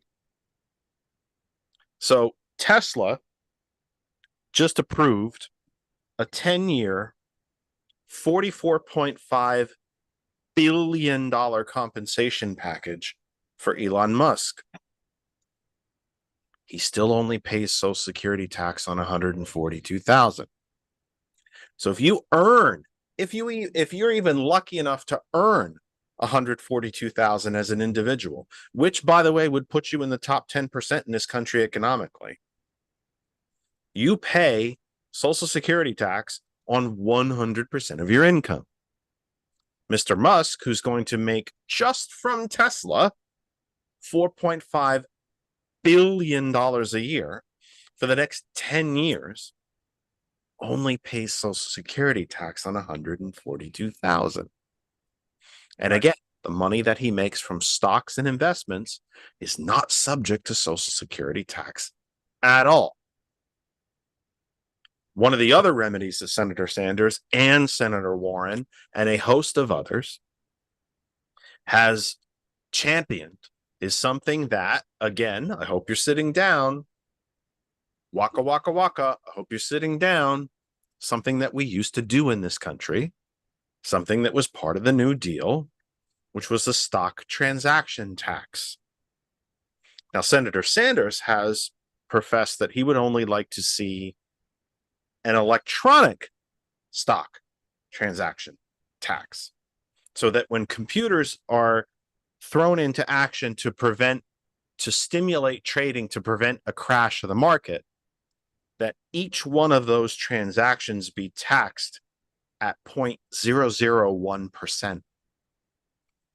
And there are so many of these transactions taking place that the money gained from that electronic stock transaction tax would be enough to fund Medicare for all and eliminate student debt and fully fund Social Security in perpetuity. And not just fund it in its current form, but expand it. We know what the answers are. We know what they are. We simply have to have the political will to institute them. FDR had the will to do that. We need to find that will again. There are, at the end of the day, folks, I've told you this 100 times. Mr. Musk, there are 3 people in this country that have as much wealth as the bottom 198 million. Just 3. Yep. And they can buy a lot of influence with that money. They can buy a lot of political advertising with that money. But at the end of the day, when they walk into the booth, they have the same single vote that you do. And there's more of us. It's exactly why we have to vote and we have to stick together. There's more of us than them. Very true. Yeah, I'm sorry. You Very were going to true. say something. Oh, My no. apologies. Well, a Got couple on a roll. No problem. A couple of things. You're absolutely right. We need 60% of each house to go our way, frankly. They don't have to be all one party, just 60% like-minded in terms of wanting to fix Social Security. And although I would say at this point, it's only one party. There's only one and functioning. what else ails the country, right? There's only one functioning political party left in this country. Right. Well, right now that's true. And it's not the so-called cancel culture. Because well, I'll get into that later, but maybe. Well, the former Republican Party, known as Republicans, right, have no platform. Their literal position is that they have no platform. So when you stand for nothing, how do you consider yourself a political party to start with? They are a corporation. Yes. And those that are not actively being paid by the corporation are simply members of a cult at this point. And I don't really think that you can make any fact-based argument against any of that. So that leaves us with one functioning political party that happens to be our party, the Democratic Party. And we're not perfect. And I suspect we never will be. But we're the only ones trying. Right. We're the only ones that are interested in governing. We're the only ones that seem to be seeking out answers to the questions rather than just no to everything other than tax cuts for rich people. When Trump took office, there were 293 Republicans in the legislature, in Congress. And now they lost, let's say, 45% of them, and they just lost a few more. They lost 12 more this year. And these are people. I mean, 5 this year out of the 12 were committee chair people, and they're saying basically what you just said is that they have no platform. It's just broken down into rancor basically, and they're just tired of it and they can't get anything done. They said the current crop doesn't want to govern. They just want their their clickbait basically. But in any case, so getting back to this, to the idea of Social Security, you were right on 142,000. I think that was in 2020. The current rate, George was kind enough to put in the chat for me that it's 168 now. It's now 168. It went up from 160 last year. 168. Right. That's true. So I stand corrected, and no problem. Perfectly fine with being corrected. By the way, no, it's okay, but it's still not enough. No, they need, so and to it's maintain a 6.2. solvency. No, it's a 6.2% rate of tax on that money. So On 168,000, you're talking about roughly around $10,000. And you'll take that out in the first 5 months, 4 months, right? So one person, one take that person, out, right. exactly. So, so if you're going to live longer than 4 or 5 months after retirement, you're going to need a little more money than that in there, right? So, that is an issue, and that's where defined benefit plans come in, right? They were there to augment that Social Security system, to augment your ability to maintain a certain level of comfort in your retirement. And that's been shot down. And it is coming back. There's definitely even public sector. I talked about IBM, but in 2015, 3 different states who had already gone to these defined contribution plans decided to abandon them and went back to their defined benefit plan because it was costing them too much money and they weren't retaining the staff that they used to retain with the defined benefit, which is the whole reason why public workers enjoy the defined benefit.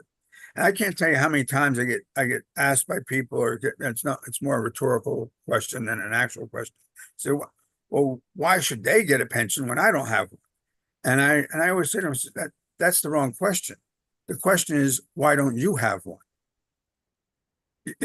That's the question, because you should have one, because it's the right thing to have. And, companies should be rewarding you with something like a pension so that you're taken care of in your retirement after you've dedicated your life to them. Right? So even though that these gains or regains, if you will, I think I made another word, are slight, but they are happening. Right. How much would you see that as a result of the tight, what is generally a tight labor market, in combination with the fact that there was this labor awakening during the pandemic that Republicans love to talk about, that nobody wants to work these days. Right. I think everybody wants to work. I think they just don't want to get shit on. Yeah, well, there you go. So, and treated like cattle. Right. So how much, when you see a company like IBM, and let's be honest, that's not mom and pop. That's a global 100 company. When they are making this move back to a more traditional type of retirement benefit, do you believe that a contributing factor to that is the tight labor market, and that they want to keep people and or entice people because people are sick of being shit on? Yes. The latter. The latter. I believe that people are struggling. They're blaming everybody but the responsible parties, but they're blaming everybody for their woes. I think they, that in order to try to keep these people, working, they have to do something to entice them to stay, because the pay isn't enough. We've gone from an economy back in the 50s and 60s and even early 70s where one person could support a family of 4. Their salary would support a family of 4. And now you have two family members working, and they're still struggling. Because I believe it was up into the we've given this stat on the show before, that I think it was up into the mid 1960s, as early as late as, proper term here, a family of 4 could survive on 1.2 full-time salaries. Right. So there was that little 0.2 over, which would generally be covered by overtime or bonuses, things like that, unpaid for unused vacation time, things like that. That is now 2.7. Yes. And I believe it. I mean, I didn't have the numbers, but I would believe that. Here's So- here's a historical question for you, because I don't know how much longer you're staying, and I want to get everything in. Oh, Hey, whatever. welcome to stay. I mean, you I'm stay here for as long wish, as you if need have me. to go. How did the original Bill of Rights are political rights? They're law and legal based rights. Free speech, petition your government, jury trial, speedy trial. Don't have to quarter troops. They're political rights. President Roosevelt wanted a second Bill of Rights. It was an economic Bill of Rights, that you had the right to a job. You had a right to earn an income. You had a right to see a doctor. You had a right to a home. You had a right to vacation. You literally had a right to take a vacation. You do in Europe, Well, listen, 30 days. I've said Back on from this the get-go. program before, how did Europe get the modern social democratic governments and economies that it has? From us. Yes. Because they didn't have functioning governments after the war. The Germans wrote into their constitution that companies of 500 employees or more must have union representation on their boards of directors. Truman himself wanted that added to their constitution. They got it from us. We're the ones that have forgotten it, because a very small, tiny handful of really rich people don't want to pay taxes. And the American worker, the American, not even just the American worker, a breathing, sentient American resident now has been turned into really only one of three things, it would seem to me, Tom. You're either creating wealth for the rich, you're giving them wealth because you're buying what they make, and if you can't do any of those two things, die quickly. Yeah. No, that's right. That's right. And I don't know that we'll ever get to economic rights. I don't think that's ever going to happen, not in my lifetime. Because I don't think the current crop of political personnel on either side of the equation, frankly, has the intestinal fortitude to stomach what would come their way if they even tried to get it introduced on the floor. So I don't think it's going to happen. I really don't. I wish it would. It absolutely is needed. And we have plenty of places to point to where it's been successful, but it's not going to happen here. People have been indoctrinated into this idea that a national health care, for example, is somehow socialism, instead of being a human right. And of course, nobody wants socialism. So that's the bad word. Except that you already have it. Well, exactly. But the police are social. The simple definition of socialism, as you well know, is simply the masses contributing into something to pay for a service that they cannot provide for themselves. Exactly. The police are inherently socialistic. So are public schools, the roads, airports, water systems, power systems, well, it used to be phone systems till they were broken up, but institutions of higher learning. And of course, let's not forget the single largest socialistic institution on the planet, to the tune of about, as Senator Sanders would tell us, to the tune of about $1.4 trillion a year, the United States military. Right.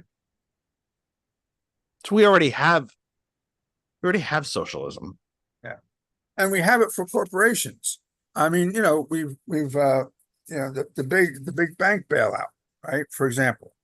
Now the special inspector general for the TARP summary of the bailout says that the total commitment of the government was $16.8 trillion. Now everybody was told it was 700 billion, but it was $16.8 trillion, with 4.6 trillion already paid back in 2015, at the time when this report was written. But it's $16.8 trillion. We bought all the problems out. And now don't forget, rating agencies like Standard and Poor's, paid by the banks, which is obviously a conflict of interest, have huge influence on the ratings of securities. And during the housing bubble, they continued to give AAA ratings to toxic mortgages, right? And so the Justice Department tried to sue them, for their part in falsifying ratings. But the HSBC Bank did money laundering for Mexican drug cartels to the tune of $881 billion, according to the Justice Department. Right? Nothing happened. Nobody went to jail. J.P. Morgan Chase and Goldman Sachs both betted against the toxic mortgages after the crash started with hedge funds. And, they made money selling short on the financial catastrophe. They were fined $296 million and $550 million, but, JP Morgan and Goldman Sachs respectively. But that was it. Fines. Nobody went to jail. Martha Stewart went to jail for less than that.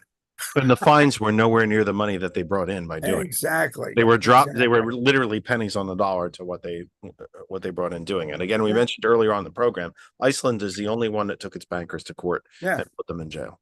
So the bottom line is that until we're ready to wrestle with the idea of calling some of these programs, like the right to an education, a human right instead of a socialistic point of view or ideology, until we're ready to understand that there's a difference. We're not asking people to give up their financial worth. We're asking people to pay their fair share. Why should the other 98% or 99% be left with the crumbs on the table and paying the bulk of the income tax or the tax in this country? And the billionaires walk scot-free, either paying zero or next to zero. Or in some cases, getting enormous refunds. Exactly. It's absolutely crazy to me that companies, like Verizon can come in with multiple billion-dollar profits and pay zero in taxes, and then complain that the corporate business tax is too high. It couldn't be high enough. You still don't pay it. One of the very underrated achievements of the Biden administration in its first term has been the global agreement for a global minimum corporate tax. Yes. Which, if I recall correctly, is 25%. I might be wrong. It might be 15, but at least it got a worldwide corporate minimum. So that some of these corporate havens, like the various Caribbean islands, and I'm ashamed to say my ancestral home of Ireland, can not just be these tax havens where you put a cubicle and that becomes your corporate headquarters, and then you don't pay any tax. Exactly. So, I mean, we've got a lot of things that have contributed to, a lot of the problems that we're seeing, especially, but with the union drop and the DBPs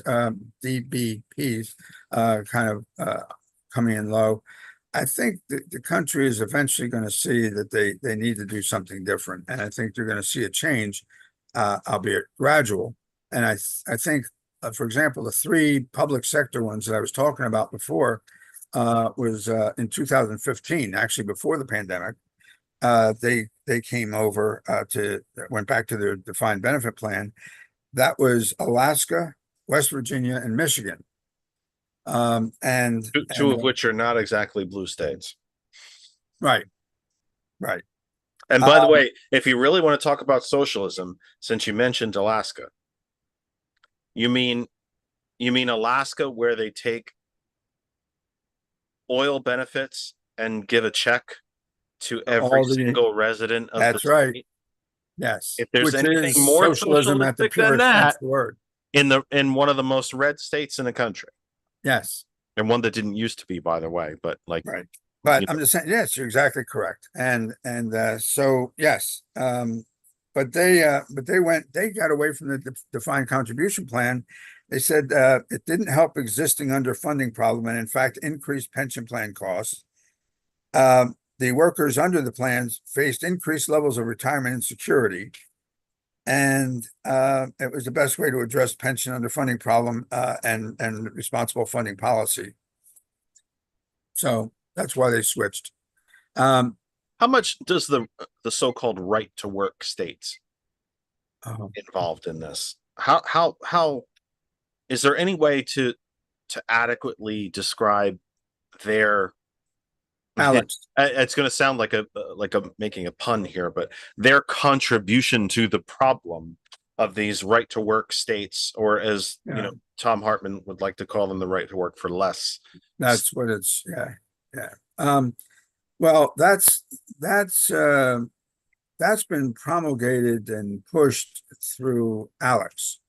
And they, you know, they're The American got the Legislative Exchange Council, which is a branch of the Koch network exactly the Koch and brothers, fully funded by the Koch. yes, the Koch brothers fund that, and That's their form. That's their organization that goes to for those of you who may not know at home.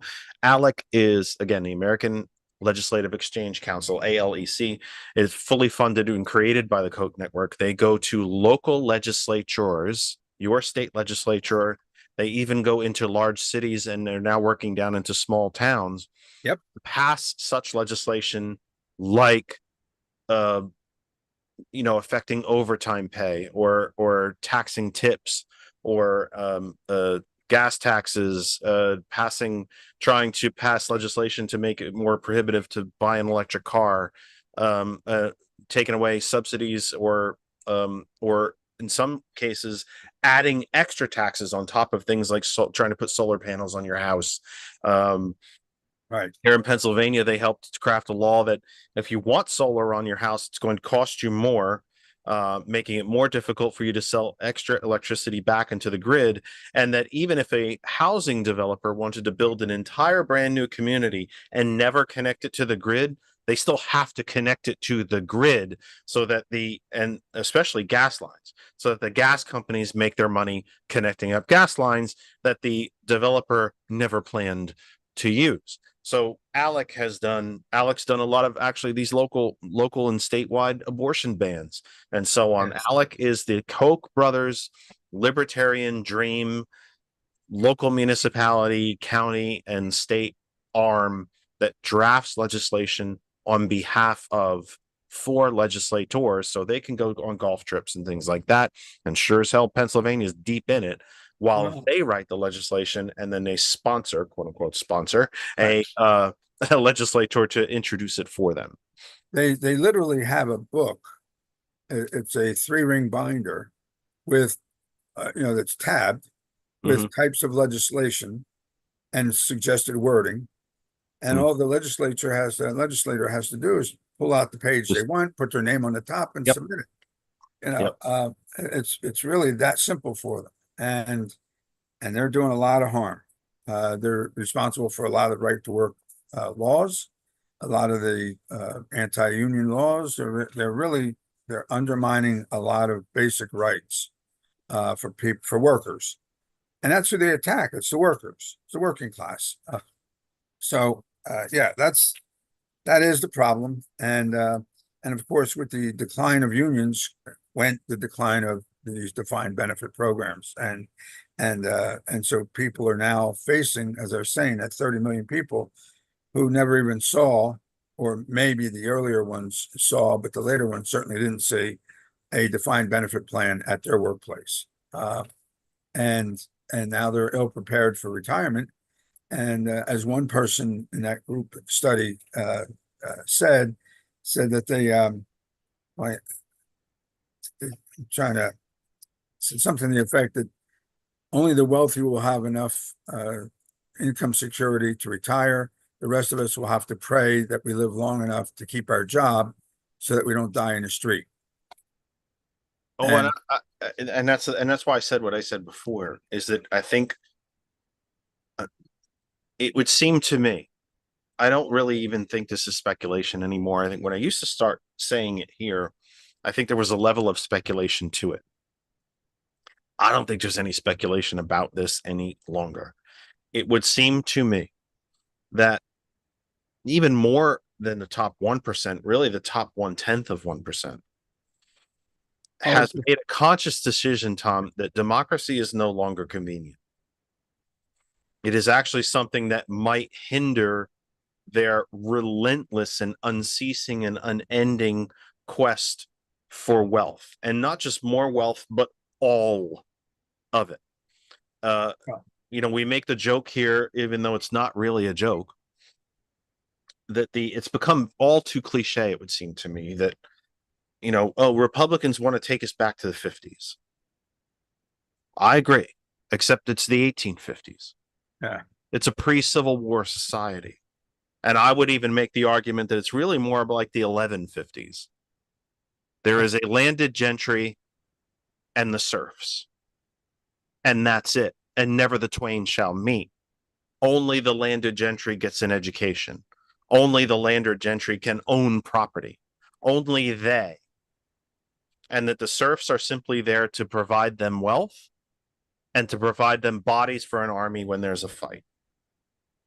It would seem to me that that's the society that they're pushing for. And you know what? That's definitely, I see where you're coming from on that one. But I will also want to add that we're staring down not just this peak boomer piece, but there's a collision of demographics, automation, and inequality in this country. That the confluence of those items is going to potentially dramatically reshape the world. And there was a report done by Bain. It was Bain Financial. It was Romney's company. Yep, Bain Capital. All right. So Bain, their subsidiary, Bain Financial, did a report that said it was labor 2030, and they indicate that this collision would change our world in the 2020s and beyond. When we had the Industrial Revolution back in the late 1800s, we had 40 years to acclimate to it as it transpired. We had 40 years to kind of adjust. This is coming quickly. You already have, robotics, you have drones making deliveries, you have, cars that have no drivers, right? That kind of thing. It's going to be putting taxi drivers out of work. It's going to be putting, Truck drivers, delivery people, right? We already see it at the grocery store, the self checkout. Exactly. Or the who's the one? I think it's Whole Foods. That you just fill up your cart, you walk through this sort of arch at the end, and it scans everything in your cart, and you're good. You just walk out. Right. And who gets displaced during that period of time? It's not the rich. It's not the rich. No. Right. It's the schmucks at the bottom of the scale. Okay. Mm-hmm. And I don't mean that in a disparaging way, but that's how they're viewed, right, by these people upstairs, right? The schmucks at the bottom of the scale. So they're the ones that get displaced, and they have to fend for themselves. Now, how are they going to do that? Well, you have a government that seems to be abandoning at every opportunity any kind of help for the poor, any kind of we call it why are we going to give them welfare? Why they're sitting at home doing nothing? Well, why are they doing nothing? Is it because they were displaced because of automation? Then why don't we retrain them? Well, nobody sent me to school. Why should they go to school for free? You get into that. And I can't get over the irony of some of these arguments from the right.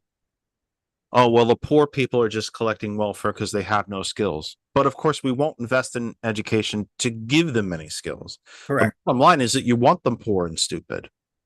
There's a reason why these poor white and kids of color throughout the South, their only way out is the military. Yes. Because at least we can keep providing the military with fresh bodies to use in wars for the rich. Why is the United States Navy, why do we have 2 full carrier groups over in the Persian Gulf and fighting the Houthi pirates off of Ethiopia, protecting private oil tankers? We're paying for all of that. And Right. not just with money, we're paying for it with kids, our collective kids' lives, because we're subsidizing the corporations yet again. Yep. In Pennsylvania, we give $4 billion in free money to the fossil fuel industry every single year. We give $500 million to the horse racing industry. We give over 500 billion nationally, although Senator Sanders would tell you the real total is more like 800 billion. We spend 800 billion a year on the national defense. Senator Sanders would tell you it's more like 1.4 trillion. Globally, we give over 5 trillion in subsidies to the fossil fuel industry. Gas in this country should be about $1.25, $1.50. You Yeah. can't have historically high inflation and also have historically high corporate profits. You can't have both. They are fundamentally incongruent with each other. There is a legitimate economic condition known as inflation, folks. There truly is. What we've experienced over the last 4 years isn't it. It's called wealth extraction. Let me reset the program. We're going to shift topics here for our last hour.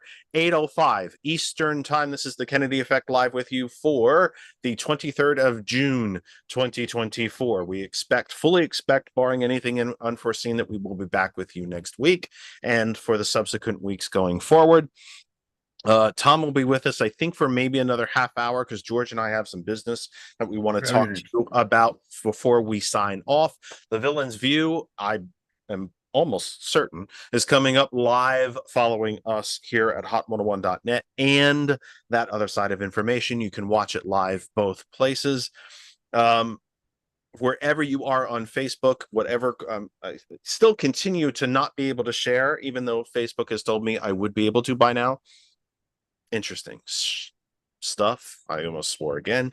Interesting stuff. But we'll try to get the program out to the remainder of groups that we were not able to get it out to. Wherever you might be watching, if you are watching live in any of these groups, large, small, local, regional, global, thank you, thank you, thank you, thank you. We could not do it without you. Please remember that if you've jumped into the program midstream, so to speak, no pun intended, the best place to catch up with our program is our home group Facebook page. I have it pinned right to the top. That other side of information, as well as our YouTube channel, also called That Other Side of Information. It's the easiest place to take the program in a recorded fashion. You can watch it in smaller bits. 3 hours is a long time to sit and focus on one thing. We don't go to the movie theater for 3 hours. You probably don't want to take all this in 3 hours, no matter how awesome Tom is. But we go to YouTube. I think it's the easiest place to watch it in a recorded fashion and watch it throughout the week. And I continue to know that a growing number of people are doing that. The easiest place to watch it on Facebook in small bits is our home group Facebook page. That Other Side of Information, the show is pinned to the top. It's very easy to find in the featured section. Hot101.net, our name is our web address. Google Play Store and the Apple App Store to use the hot101.net apps. Great thing about the apps, you download them, you tap it, it opens, you're listening. No password, don't have to create an account, no credit card, no blood sample, don't have to sign over your house or your firstborn. You download the app, Apple App Store for Apple devices, Google Play Store for Android, tap it, opens, you're listening, period. Done. End of story. Super simple. And it's there 24 hours a day, 7 days a week. If you can connect to the internet, you can listen to hot101.net. Proud to be a member of the TCP Media Group as well. And just once again, the Villain's View comes up immediately after us on hot101.net. And you will find them on our Facebook page, That Other Side of Information, right at 9 p.m. Eastern Time. The Villain's View follows our program live. Tom, I want to switch topics a little bit for the remainder of our time into politics, strict politics. Okay. I thought we were doing that. Well, yes, but I'm going to even get deeper. Go ahead. You've done strategy for a long time. And one thing that Democrats, I think, get undue grief for is that we have a quote unquote messaging problem. Yes. Well, I think part of that messaging problem is that when you have about 30, 35, 40% of the public who simply doesn't give a shit what you say, they're not going to believe it. If I go to a Trump rally and tell them the grass is green and the sky is blue, simply because my last name is Kennedy, they're either going to kill me, and by the way, the family's used to that. It's what we do. Or they're just going to say, no, you're wrong because you're a Democrat. And a certain percentage of them are going to want to put me in some kind of internment camp for being Democrat. So for being a member of the Democratic Party. So how do you message that? How do you message to that? It would seem to me that that group is very similar to the Israelites in the desert after Moses led them out of bondage. They broke God's law. He made them wander until the entire generation passed away. I suspect that this generation is not terribly different. How do you message to people who simply, they don't just will not listen, not that they even don't want to or don't understand what you're telling them, they simply won't listen? Well, that's actually multifaceted. First, let me just say, speaking on this particular issue, I wrote a piece in my blog on nuclearpolitics.com dealing specifically with the this intrinsic versus extrinsic motivations. And Democrats tend to be intrinsic. They tend to identify with what they're doing and why they're doing it. They work in healthcare because they feel good about themselves when they do that, or they work, at a job that gives them some kind of internal reward. Extrinsic individuals are more like the Trump camp, where it's make money, fame, wealth at any cost, and you're never going to get through to them. That's not going to happen. And so, and I'm not saying every one of the people that support Trump are like that, but I am saying that that's a predominant feature with many. And that is something you're not going to get around. So what you have to do is decide, Republicans by and large are going to vote Republican, Democrat by and large are going to vote Democrat, but we've lost a lot of people, actually both sides did, to an independent group, to a non-affiliated group. And that is the group that needs to be targeted with the message, because they're willing to hear, unlike the other two sides that are already set in stone with whatever they want to hear, right? I mean, it's a bias that goes both ways. But the middle is what needs to be concentrated on. And I've been trying to explain that. Look, I said this to Robbie Mook during the Hillary Clinton campaign, and tried to explain to him, what was going on, and, sending people from Brooklyn to work in the Slate Belt of Pennsylvania was a bad idea, right? And he didn't listen. Afterwards, after we lost Pennsylvania, he said, "Oh, you were prophetic." I said, "Well, I didn't want to be prophetic. I wanted to win." And, prophecy means nothing. So, and so that's where I'm saying we need to focus in the middle. The book of Revelation is a prophecy too. I don't think any of us want to see it. Yeah, right. That's true. But yes, so I think you're not going to get through to those people, just like they won't get through to us, right? I mean, that goes both ways. We are firmly in the belief that we're in the right, and I do believe that, because I think, by and large, morality-wise, I think we're there, right? The other side doesn't seem to have that. At least the leader. Oh, again, no platform, no plan, no legislation, right? No and answers, leader, no. Right, and the leader tends to be fomenting a lot of violence and hatred and things like that. I mean, I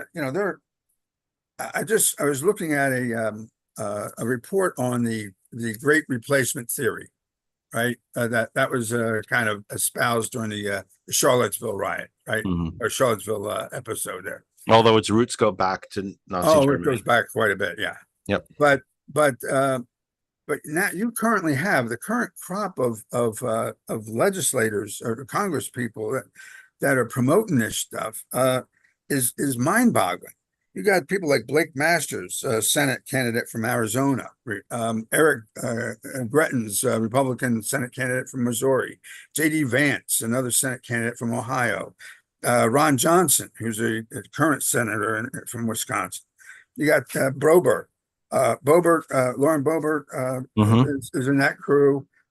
Marjorie Taylor Greene, of course. How could we forget that one? The Freedom Caucus, largely, Right, pretty much the quote Caucus, unquote right. Freedom Caucus. But they're mainstreaming this stuff, and then you have states like the Carrie Lake in Arizona, the gubernatorial candidate, and State Senator Wendy Rogers, Governor Greg Abbott, and his lieutenant governor, both espousing this stuff of the great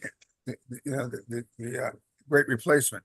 So when you have this stuff being mainstreamed and creating the kind of hatred and xenophobia and racism that you see happening, it's hard to kind of explain to people that have normalized it now, right? To explain to people how it's wrong. Because how could it be wrong? These people in esteemed positions are espousing it, right? So, if Fox News was the entity that it is now in 1930-31, would FDR have ever been elected president? yes, and I'll tell you why. Because I think the country would have basically kicked them off the air.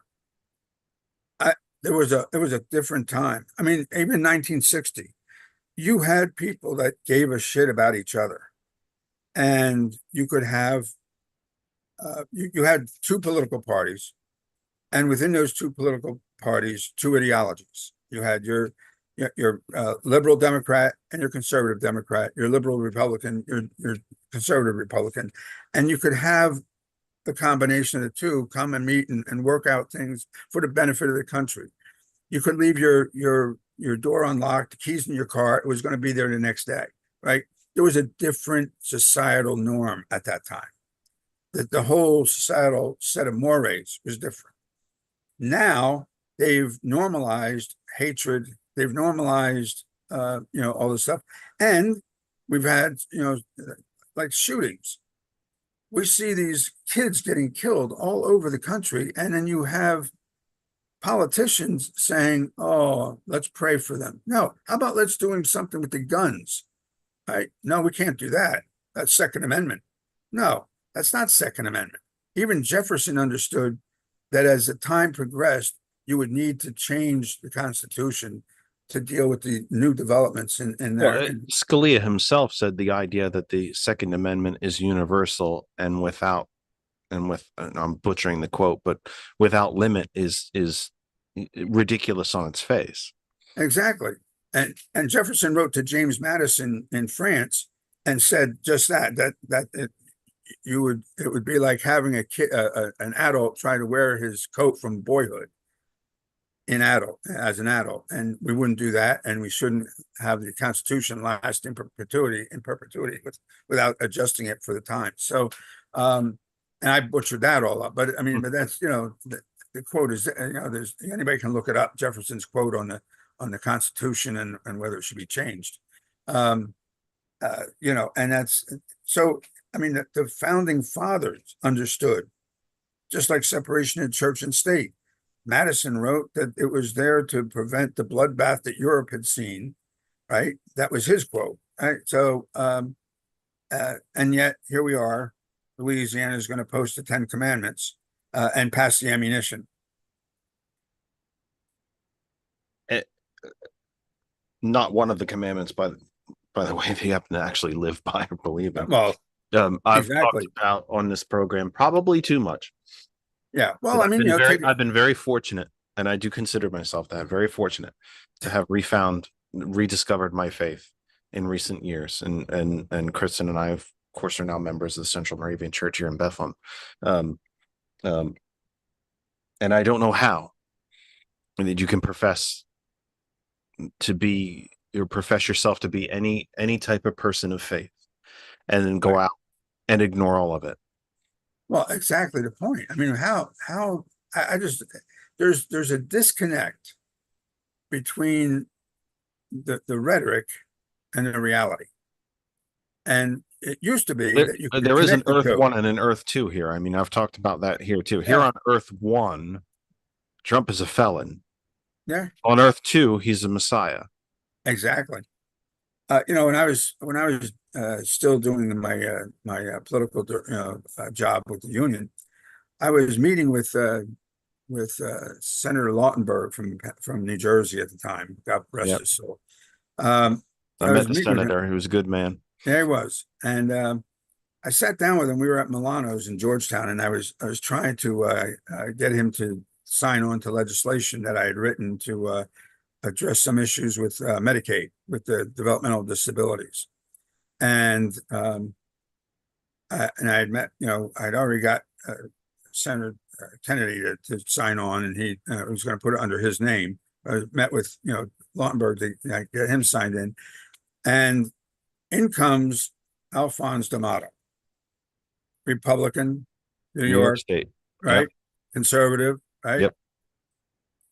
And I'm picking up the papers. I'm kind of like grabbing my stuff and kind of hiding it. And Frank is going, I don't know, it's okay. It's okay. He's Republican. Yeah. Yeah. Well, Al D'Amato was one of those people that I think you mentioned. He was fiscally conservative. I happen to think most people are fiscally conservative, and nobody wants to pay more taxes than is necessary. No one does. Exactly. I think the most progressive Democrat does not want to pay more taxes than is necessary, but we simply know that we have to. It's part of living in a civilized society, and we seem to be a heck of a lot more willing to contribute to the society than a certain handful of others. And the fact that enough of our sizable enough portion of our fellow Americans have been convinced that and those three richest people, by the way, are Musk, Bezos, and Mark Zuckerberg, that if they just had another billion, 5 billion, 10 billion, 100 billion more, that we'll all benefit. This might sound like a very silly analogy, but I'm going to ask it to you anyway, because it's an analogy that we've made here before. If the situation with wealth in this country, and by the way, wealth disparity in this country is worse, even after 4 years of President Biden, is worse than it was before the Republican Great Depression. And by the way, folks, that's what we referred to it as, what history called it, the Republican Great Depression up to the 50s, the late 50s. It was the Republican Great Depression, and it still is. And so was the Republican Great Recession of 07 and 08. And by the way, it began in 07. That said, if the wealth situation in this country was food, if 3 people had enough food to feed 198 million, there'd be a second French Revolution. So why aren't more Americans pissed off about that? And by the way, the polling suggests that even 70+% of Republicans believe the rich do not pay enough, but yet we do nothing about it. Yep. And as long as Citizens United is left to stand, it's going to continue to be that. When we put money into politics at the rate they're putting it in, and allowing dark money to come in, unaccountable money, right, dark money coming in, it's going to continue. You mentioned Senator Kennedy. How damaging. One of the very first things that Reagan did is he made Bill Bennett Secretary of Education. I'm sure you remember. Yeah. The very first things that Bill Bennett did was to eliminate the mandate that civics and government be taught in the schools, because it's very hard to complain about something when you have no idea how it works. That's right. How damaging has that been to our society? I think it's been extremely damaging, and I think that it harkens back, and I've told this story a number of times in my life. When I was in North Carolina, living in Gastonia, just outside of Charlotte, I was attending a school board meeting, And one of the school board members, Republican, was the owner of a textile mill there. And they were talking about, at the time, getting some computers for the school. And he said, what do they need computers for? He said, well, because that's, it's taking off, and, we want the kids to, have a good education and know, how to use these things so they could compete in the world. He says, well, I don't want them little son of a bitches learning anything. They won't work in my mill. That was a quote on the record there. Mm-hmm. And I mean, my jaw hit the ground. I said, he did that on the record. He did But that I think on the that's record. I think that's what it all boils down to.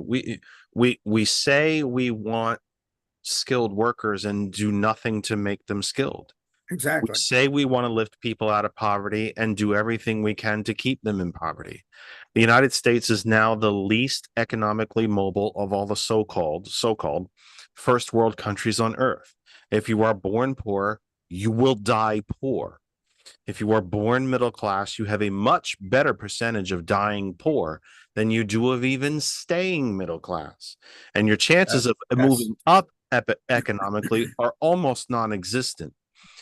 Now in this country, folks, in the height of the New Deal, in the height of the implementation, he tried to say, the implementation of the New Deal, late 50s, early 60s, almost 2/3 of Americans identified themselves as middle class.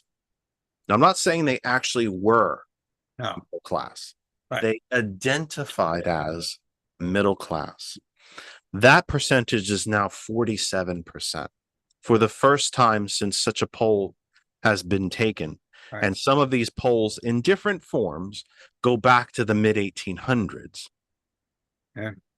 Only 47% of Americans even identify as middle class. I have news for you. 47% of the country is not middle class. No. It's only about 38 to 40% now. And it was over 50 before Reagan took office. I would also add, I was going to go somewhere else with this. Oh, yes. Yay, brain. Yay, brain. I am 50 Friday. Happy birthday. Last Friday. One of the great comforts of my life is knowing there are more days behind me than ahead. I am also the first generation in the history of this country, the very first from its founding, to be economically worse off than my parents. Now I'm 55. I do not have children, but I very easily could, just given my age. If I did have children, let's say I had a child at 25, that child would be 30 now. I think. Math. Yes. George will correct me if I'm wrong. Math is not my strong suit. That generation would be the second generation to be economically worse off than their parents, which would be me. It's perfectly logical that if I had a 30-year-old, I would have a grandchild. That generation would be the third generation on the trot, as we say in the ancient Gaelic, to be economically worse off than their parents. This is not a happenstance. This is not a mistake. No. That since Reagan, you are 3 generations on the trot worse off than the generation before them. This is called a plan. Reaganism was not a concept. It also wasn't new, by the way. We've told you 100 times on this program, one of the downfalls of the Roman Empire is that the rich people didn't want to pay for it anymore. And the loss of democracy. That the Senate became the Roman Senate became a place that the Senate seats were bequeathed through the generations, and that if you were rich enough, you could buy a Senate seat, that you weren't elected to it anymore. The end of democracy and a very small handful of rich people who didn't want to pay for the empire anymore. We're seeing the same thing here. These are not accidents, by the way. This is Reaganism worked and continues to work exactly the way it was designed. Exactly the way it was designed. It was designed to make paupers of the 99% and to fully enrich the 1%. And they have used faith, they have used hate, they have used racism, they have used class warfare, they have used immigration, they have used war and the threat of terrorism and everything they can think of to keep that going. This next election, actually, instead of just saying it, let me ask Tom the question. First off, let me ask you, would you mind if we took calls? Go ahead. Let me ask you a question as I get the phone number up and running. I think the key to this the key question that America, this country has to ask itself in the election cycle ending November 5th, because now this is the end of a cycle with mail-in balloting. It's not just election day. It's really the last day of the cycle. I think the question we have to ask ourselves, and I'll ask you, is November 5th simply the next in a series of elections, or is it our last? That depends on who the winner is.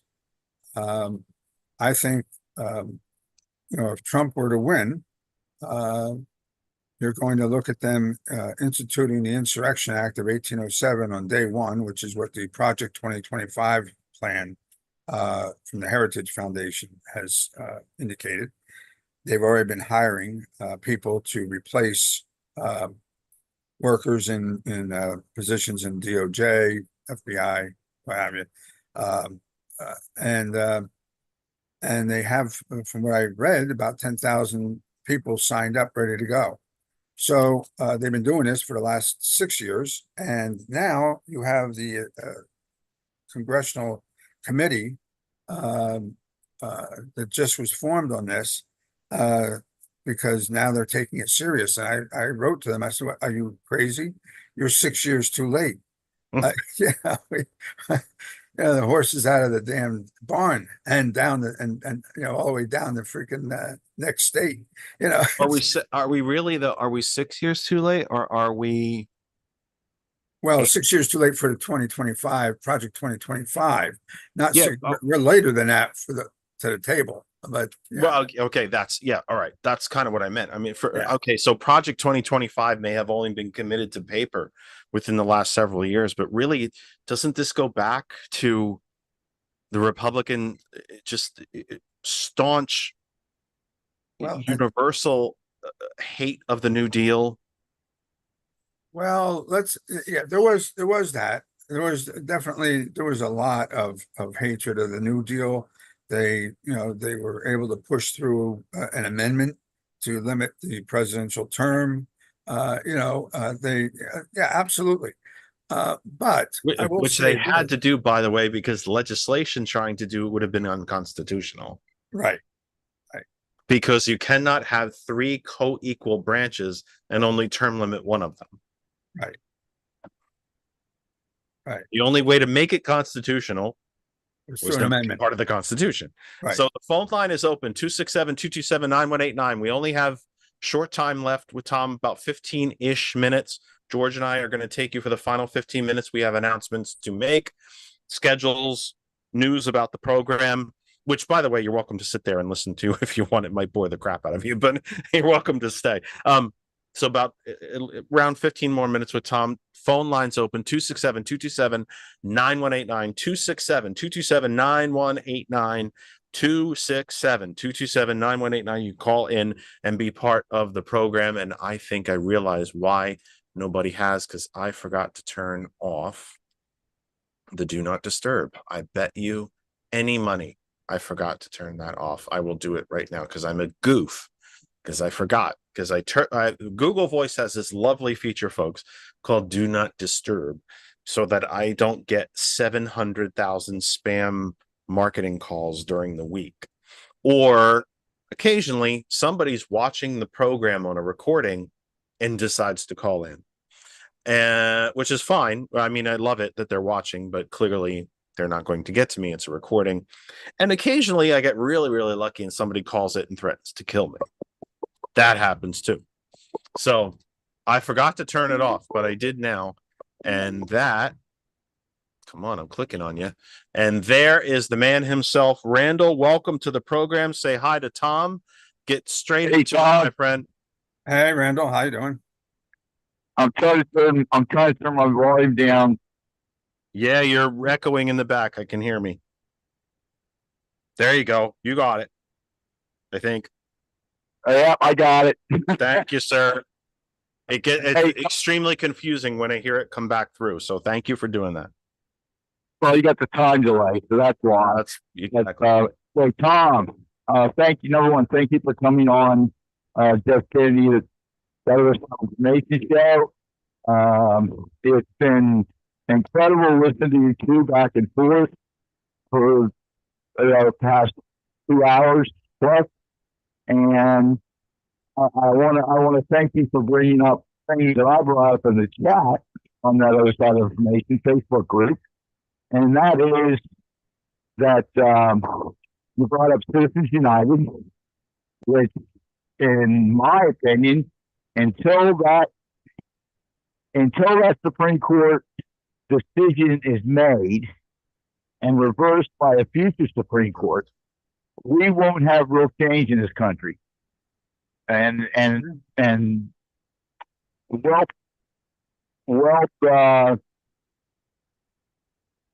distribution to the top 1% will continue as long as they have that, billions and billions of dollars to buy politicians, not just in the Republican Party, but too many in the Democratic Party Too many. and U.S. Congress. I would agree with you. And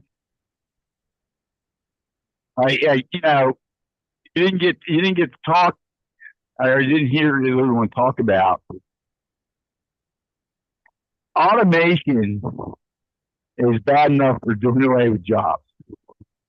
But when you throw in the real boogeyman of AI, it's possible there won't be any jobs for humans. Well, yeah, and that is part of the automation, but yes. It's possible that have robot doctors or robot nurses. It's possible, and I'm going down the list. Robot trash collectors.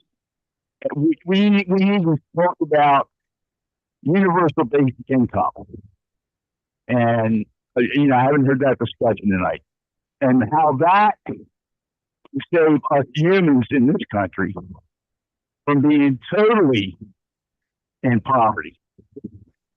But anyway, I'm not going to hold up. Hopefully somebody else will call in, Jeff.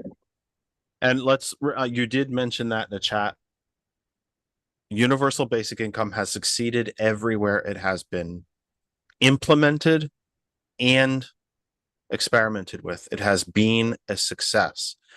The Republican line against UBI is that people will sit home, they won't work, they'll just collect money and sit around and eat bonbons. And do people still eat bonbons?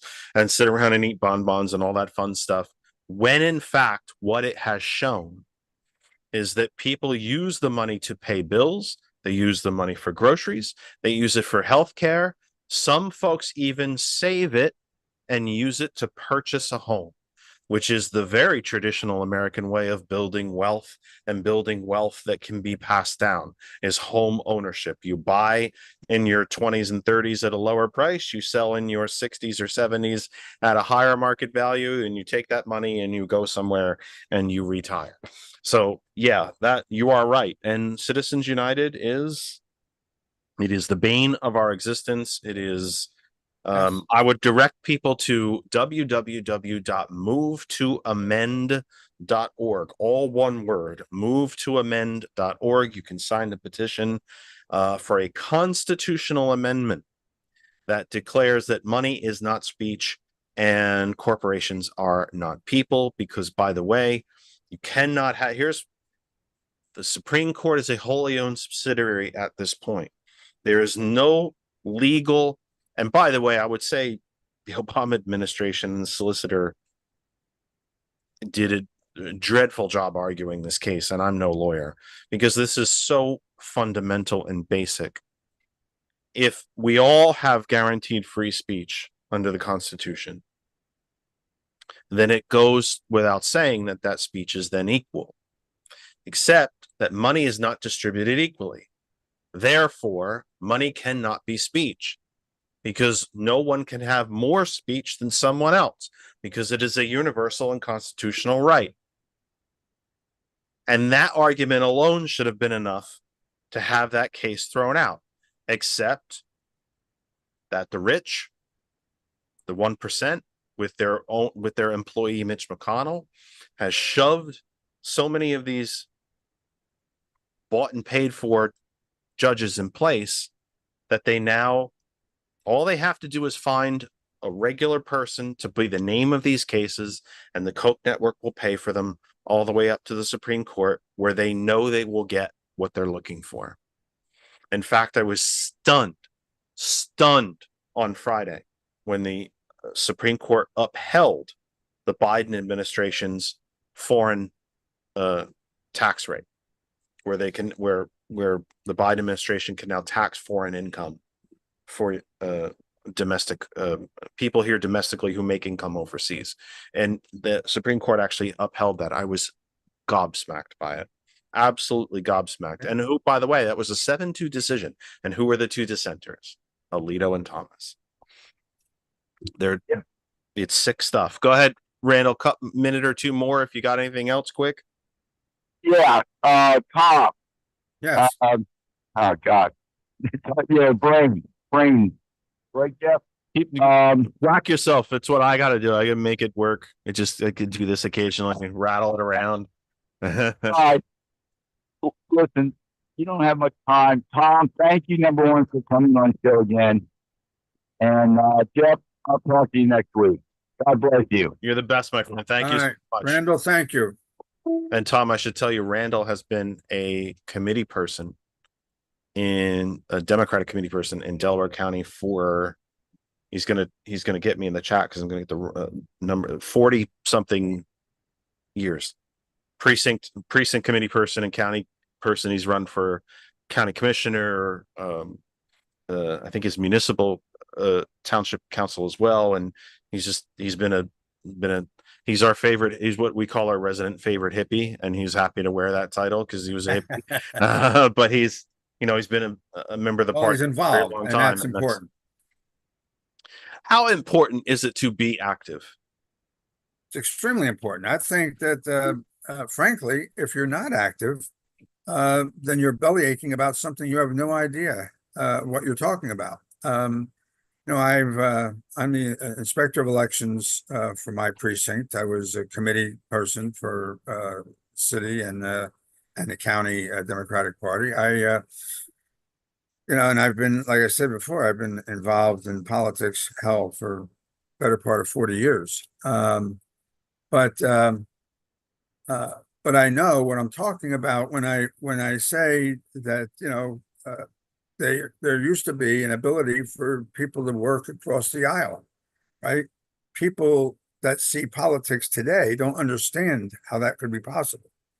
But it was, they would have their fights on camera, but then they'd go behind closed doors, shaking hands and working deals for the betterment of the country. That doesn't happen anymore. But when I speak to legislators, and I just spoke to a legislator from here in the Valley last week, that when you're behind closed doors, you're at the state capitol, maybe you're at the legislative cafeteria, or whatever they call it, and you see one of these, real MAGA right wingers. Do you ask them, do you really believe that bullshit? Or is it just what they won't even talk to you? And this legislator told me it depends on which one. There's a couple real hardcore true believers. They think they're, no pun intended, they think they're really on the right side of things. And then there's a larger handful that go, we know it's all shit, but it's what we've been paid for. That's how we keep the campaign cash coming in. That's right. And they think they're going to be part of it at the end. They think, one of the very underreported, this, I know you know this, one of the very underreported stories ever is that when Paul Ryan, former Speaker of the House, the man who helped Trump push through his only legislative accomplishment, which was an $8 trillion tax cut to the top 1% and the biggest corporations. When he announced that he was leaving Congress, Koch brothers literally handed him $1 million check and said thanks. Yep. And they did it openly and publicly. Yes, It was still barely covered by our media. They handed him a check. yes. Thanks for everything. And there's The no greatest shame in it. investment in this country is, some people will ask, why do the Kochs spend billions and billions of dollars on all this stuff? Because they're getting trillions back. Exactly. It's a great investment.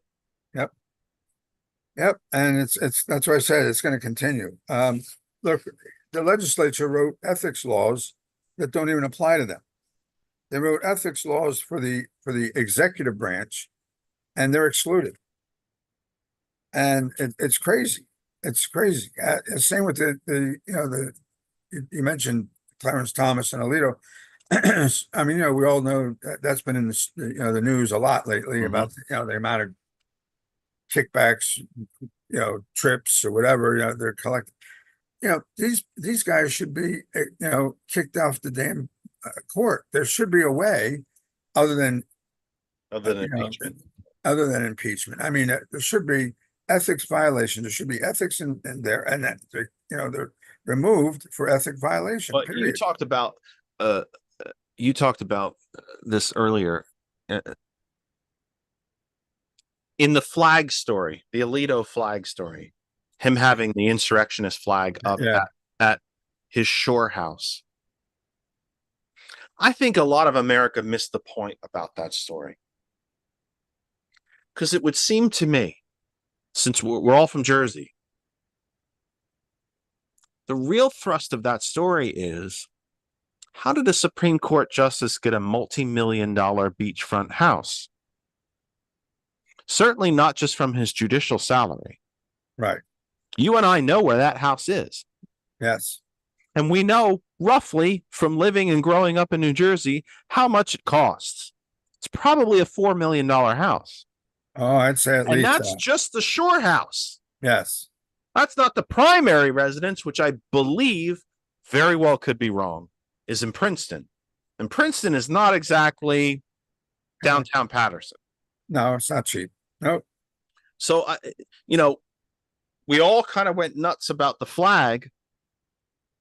Yeah, but the bigger We story kind of was glossed lost. over the fact of the $4 million shore house. Right. And and I don't think you're going to see a lot of news, mainstream news media, mainstream media picking this stuff up because, frankly, Trump dominates the airways because it's good clickbait for them, and that's what it's all about now. The news media has stopped being journalists long ago, and Nixon was right. When he said it was the free speech and the news, that killed him, and that if the Republicans wanted to win elections, they needed to take care of the news media, and they started buying them up, and that's what you have now. You have a media that is at best. And Nixon was no saint. We all know that. He Right. was no saint. His campaign deliberately sabotaged the peace talks of the Vietnam War. There's recording of, President Johnson talking to Senator Everett Dirksen, telling him that this was treason. And Dirksen saying, yeah, I know. Yep. And the Southern strategy and the war on drugs. There's Haldeman's quote that, we couldn't criminalize being against the war, but we could criminalize drugs. So we did, and we jailed them all. And, the lack of, that's when the cutoff to money of institutions of higher learning started, because Nixon didn't like the damn kids out there, protesting against him. But there is a story that, and most people know, by the way, that it was during the 68 campaign that Roger Ailes was working at a TV station. No, sorry, the 60 cam. No, it was 68. It was 68. It was working at a TV station when Nixon had come to do an interview. Ailes was in his 20s then, or might have been early 30s, but I think it was still late 20s. and walked right into the green room where Nixon was and said, "You lost the election in 60 because you didn't know how to do TV." And Nixon brought him in and put him in charge of all the media for the campaign. And it was Ailes that brought the idea of Fox News to Nixon when he was in the White House. And he wanted to call it GOP TV. In this new emerging technology called cable TV. And it was going to be GOP TV that was wholly owned, bought, and paid for by the Republican Party. And he told Nixon exactly what he wanted to do. And even Nixon said, "That's too far. I can't be part of that. It's going to be too divisive. It's going to tear the country apart. And I won't be part of it." And so here comes Rupert Murdoch, who's destroyed democracies now on 3 continents, who's done it here and did it in Australia first, the UK with Sky News second, and now here. And it should say something to people that even Nixon said, "That's too much." Yep. But that's what I'm saying. There was a time in our society when even the other side had a conscience. That's gone now. That's gone. In a quick minute or two, which is unfair, what makes you hopeful? Ooh. The frankly rise in unions. It's slight right now. The rise in unions and the slight rise in or the starting of the turnaround on the pensions. I think those two things will can actually bring people out of the poverty or the low paying jobs. Once, look, right now, a union worker gets paid 13.5% more than a non-union worker doing the same work. That's the most current data from BLS. And women fare better by 9.5%.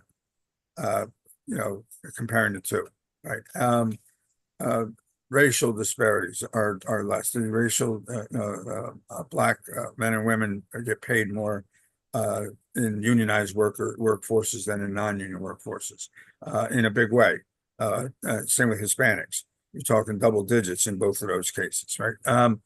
So I think as people see that and they hear more about it and they see people, going round and round with this stuff, I think it's going to help. And I think ultimately, as the union strength increases, you're going to see, more of a push to get people responsive. Now, the only thing that I see as a drawback is that the Democrats have to remember where their roots are because they abandoned unions and you see where they're at now. I mean, they're struggling. So had they stayed, the course, it would have been all right. But I always make the argument that I'm very proud to be an elected member of the state committee here from Northampton, and I'm the vice chair of the Progressive Caucus for our state. That progressives we're not the radical ones. We didn't drop down here from Mars with some new philosophy. We are the basis of the party. We are the foundation of the party. Workers, healthcare, education, unions, fair wages, equality, justice. We are the foundation of the party. The party took a right turn, no pun intended, in the 90s when the Clinton group that had to go suck up to insurance companies for donations because the unions had been decimated. And then, of course, did what the insurance companies wanted in return. That was the hard right turn of our party. We, the progressives, are not the insurgents here. It was our party first. And we can still have a big tent. We can still disagree within this larger framework, but we're the basis of the party. That's where I think the messaging gets a little screwy. The fact that we do have a big tent means we have a lot of voices, and it's difficult to come out with one message when you have, the inclusion of many voices. And Republicans, on the other hand, their tent is closed, and this is the message, and that's why they're very effective with their message. They don't have that big tent. Are you hopeful at all? I take a bit of hope from the youth vote. The fact that it was so large in 2022, and the fact that there is this group of 18 continual new voters who have never known a country other than a Reagan country, other than trickle down austerity, tax cuts for the rich, demonize and damn the poor, is fake corporate Christianity, the rise of racism, scapegoating of people of color. And yet somehow they have been able to take a step back and say, none of this isn't right. None of this is right. Right. Do you take any That's hope hopeful. in that? Yes, I do. That's very hopeful. And it's really my, well, I mentioned my, my website before, the nuclearpolitics.com. I get into a lot of different articles on there, and some of it has to do with exactly what you're talking about. I do believe that there is a glimmer of hope for the youth coming up. The problem is getting the message to them. And yes, they do see what they see on TV. They do feel the pains of existence. They see what their parents are going through, perhaps. But I think putting it needs to be messaged properly to them so they understand, so they have the context under which all this is going on. And that's the important thing, is the context. And that, I think, is missing because you don't have journalists anymore in the news putting together a piece and putting it in context. I am deeply, deeply grateful for you doing this, and especially spending so much time here. That's beyond, above and beyond the call. And please know that you are always, always welcome here. Sure. Thank you. You're part of our program family now. So we will call on you again. And I miss you at county events. I wish you would come back and I would be able to see you at all these things again. But just please know that you're always welcome here, and hope that you will come and join us again. And it doesn't have to be for 3 hours this time, but I hope that you will come back and see us again and share your knowledge. And especially with the debate coming up next week, and as we continue to move through this incredibly, incredibly vital election cycle, you are always welcome here. And please come back and see us. And I simply don't have enough words to say thank you for all the time that you've given us tonight. No thanks necessary. I enjoyed being here. So thank you. Well, please come back again. Thanks again. And I hope I see you soon. Okay. Take care. George, we have some news in the final 4 minutes that we have. I teased you a little bit last week, or not last week, 2 weeks ago, that the program would be expanded. And it will. Starting the week of July 1st. And that July 1st is a Monday. It's obviously the week of July 4th, but Monday, July 1st. Barring anything unforeseen, barring some huge technical mishap, which George will, of course, will make sure doesn't happen. The Kennedy Effect will now come to you 5 nights a week from 8 p.m. Eastern Time for a whopping 1 hour. We will be with you 5 nights a week from 8 to 9 p.m. Eastern Time on a brand new radio outlet. The show will look very much the way it does now, will sound very much the way it does now. George will be here with me. It would not be the Kennedy Effect without him. We hope to still have guests. We will still take your phone calls. It'll be very much the show that you're used to. It'll just be a hell of a lot shorter and quicker, and maybe I'll shut up more. But we will be part of a brand new broadcasting outlet starting July 1st. We will still be with you on Sundays here on Hot 101. So you will actually have a chance to catch us 6 nights a week. It's going to be a lot, but we'll hang in there and we'll do it as long as we can. 101 has been awesome to me, and that's why I won't walk away from it. I am starting something new. You will find us at a new place, and I'll give you more details about where that will be coming up. It would be unfair for me to plug a whole new station on this station. But after we click off of 101 and hand it over to the Villain's View, I'll stay here with you on Facebook for a couple of minutes. So I will still be part of Hot 101 as long as they will keep me. But we will be expanding. Our weeknight program will be on a completely new global internet and video radio station. I know video radio doesn't sound like it goes together, but very much like we do now, you'll be able to watch our program and you'll be able to listen to the audio of our program. So starting July 1st, a brand new radio station is born that I am a part of. And I'm very proud and, to be honest, very nervous, because it's a big, big step. So we will be on that radio station 5 nights a week. That's the plan. 5 nights a week from 8 to 9 p.m. Thomas McCormick, the villain, Sergeant Mac, will be there as well. And then on Sundays, we will be right back here on hot101.net. So with that being said, we are into our last minute for everybody at TCP, Taekwon, Andrew, Marquise, and Whitney, for everybody at hot101.net, including the big boss, DJ Lex, DJ Earl, Waterboy, Chino, everybody at Hot 101. For everybody associated with the Kennedy Effect, Lynn and George Dare, of course, April Riddick, who we would not be here without her. For Kristen, Daisy the dog, and Guy the cat downstairs, I'm Jeff Kennedy. We've done all the damage we can do for 1 week. We will see you next week. That would be 23 and 7 would be June 30. And the Villain's View starts right now. So we have left Hot 101. We stay with you on Facebook for just a minute or two. A brand new radio station launches July 1st. GCPR Productions, GCPR Radio, Ghost Claw Productions Radio. George and I are starting a brand new radio outlet with Sergeant Mac, with Thomas McCormick, the villain of the Villain's View, who is live right now, by the way, on Hot 101. And our program will be 5 nights a week from 8 to 9 p.m. And that is slated to start on July 1st. So July 1st, Monday, July 1st at 8 p.m. Eastern. Did I say 8? I think I might have said a.m. just 30 seconds ago. Wrong. p.m. p.m. George is supposed to be correcting me of these things.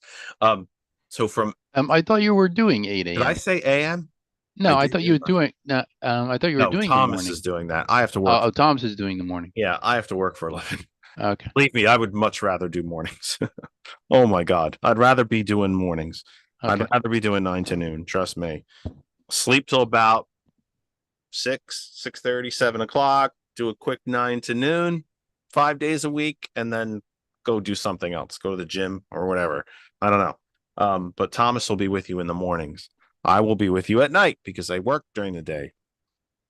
So GCPR Radio launches July 1st, Monday, July 1st at 9 a.m. in the morning with the villains. I shouldn't say the Villain's View, but with the original villain himself, Thomas McCormick. The Sound Sorry, of Coffee, Mac. I believe. Yeah, well, I wasn't getting there, but we'll get to All that. right. Well, all right. Well, Go to the website.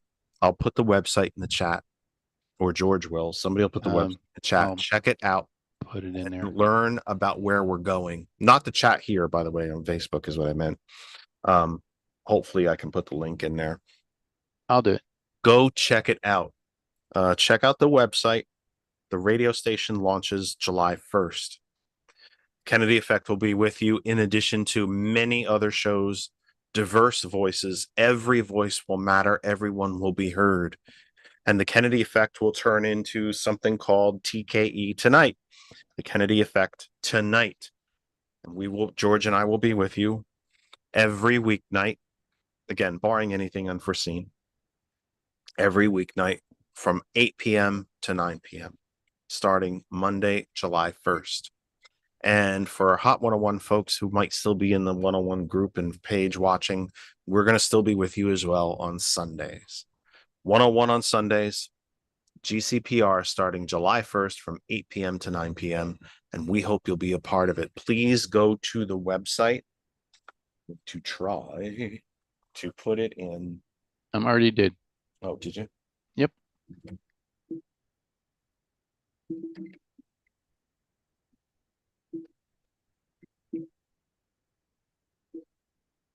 You did, really?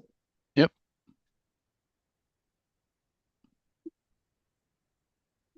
Where? I put it in the chat, actually. You did? Thought I did. See it. Okay. Oh, goodness. Am I gonna have to do it? No, I did it. I don't see it, man. I Copy. put it in the bloody chat. Wait, let me see. Didn't View more tell comments. I think I Yeah, it's in there. paste, you naughty thing. I pasted it. So check it out. I put the link in the comments section of the show. Check it out. Alright. And I meant what I said. 101 has been tremendous to us. It gave us a chance to introduce what we do to global internet radio. And we probably would not still be here without them. And we will still be a part of them. We'll still be with you on Sundays at 6 p.m. Eastern. We will still be part of the Hot101.net family. GCPR begins July 1st. That will be our weeknight show. TKE Tonight, the Kennedy Effect Tonight starts July 1st, 8 p.m. The station officially begins at 9 a.m. Eastern Time on July 1st with Sergeant Mac. So GCPR is born July 1st. We've been working on this since before Christmas, I think, George? Mm-hmm. I think, yeah, I think since before Christmas. So we've been working on this for a long time. Probably when the first not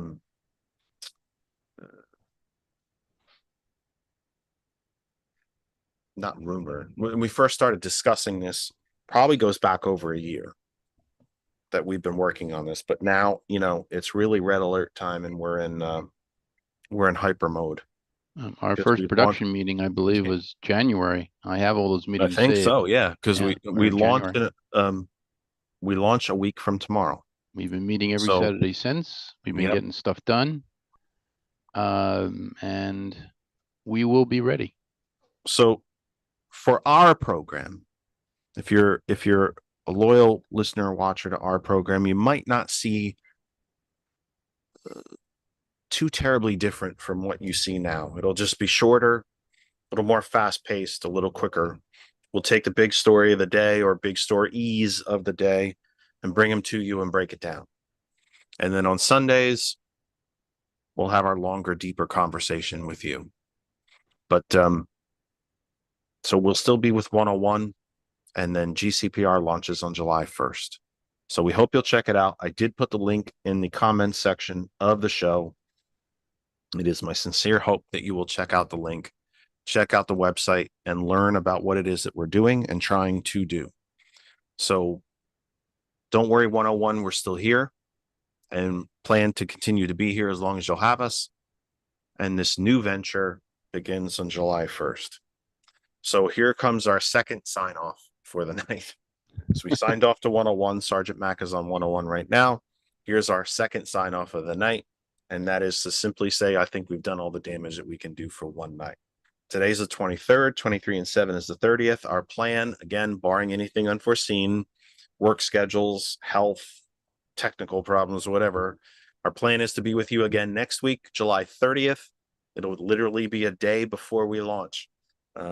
So maybe talk about that. It's a little awkward, to be honest, talking about a new venture on another radio station. But since we're going to do both, we'll try to talk to you a little bit about both and still be respectful to both, because that's extremely important as well. We want to stay respectful as well. So unless you have anything, George, that you want to share with the folks, I say we say good night, because I have to go to work tomorrow. Happy birthday. That's all. Yeah. Or happy belated birthday, I should say. So Randall keeps telling me he's not seeing the link in a chat. It's there. I know it's there. Because no, I don't want to pin it. Wait, oh, I know how I can do it. I know because I didn't. Well, pay- Ghost Claw, oh, wait. No, Sergeant Mac I Show is copied actually no. I on that copied other the side of link. information. I copied the link of the website to Oh, and put it that's what I was talking about. oh, And I got it to the boss. So Randall should have. okay. So there's that. Anyway, so I that was typed an it in. awkward ending, but that was a very unprofessional ending. But there you go. That's all the damage we can do for next week. We have every plan in the world to see you next week. The reason I keep saying that is because things happen. My health takes a powder. George can't be here. We end up with a technical problem. I get called to work, or we plan to take a trip somewhere. We can't get back in time. Things happen. Life happens. But I am planning, and I do mean this. I mean, next week's the 30th. I don't see anything on the horizon until like Labor Day that we wouldn't be with you. Now, I know last summer I got really burnt out and we took like a 6-week break. And I'm not saying that might not happen again. But it's not the plan. The plan is to be here with you pretty much every week until Labor Day weekend. And then Labor Day is when, election season really, really, really kicks into high gear. So watch the presidential debate this week. Do yourselves a favor and do that. Watch the presidential debate. It's important. It's really, really important. It's not hard to be informed. It doesn't take a heck of a lot of time, but you need to be informed and you need to vote. So until next week, we've done all the damage we can do. Please have a great week for everybody associated with the Kennedy effect. We will see you on the 30th from 6 p.m. Stay cool if you're here in the Northeast. Take care of yourselves and each other. We will see you next week.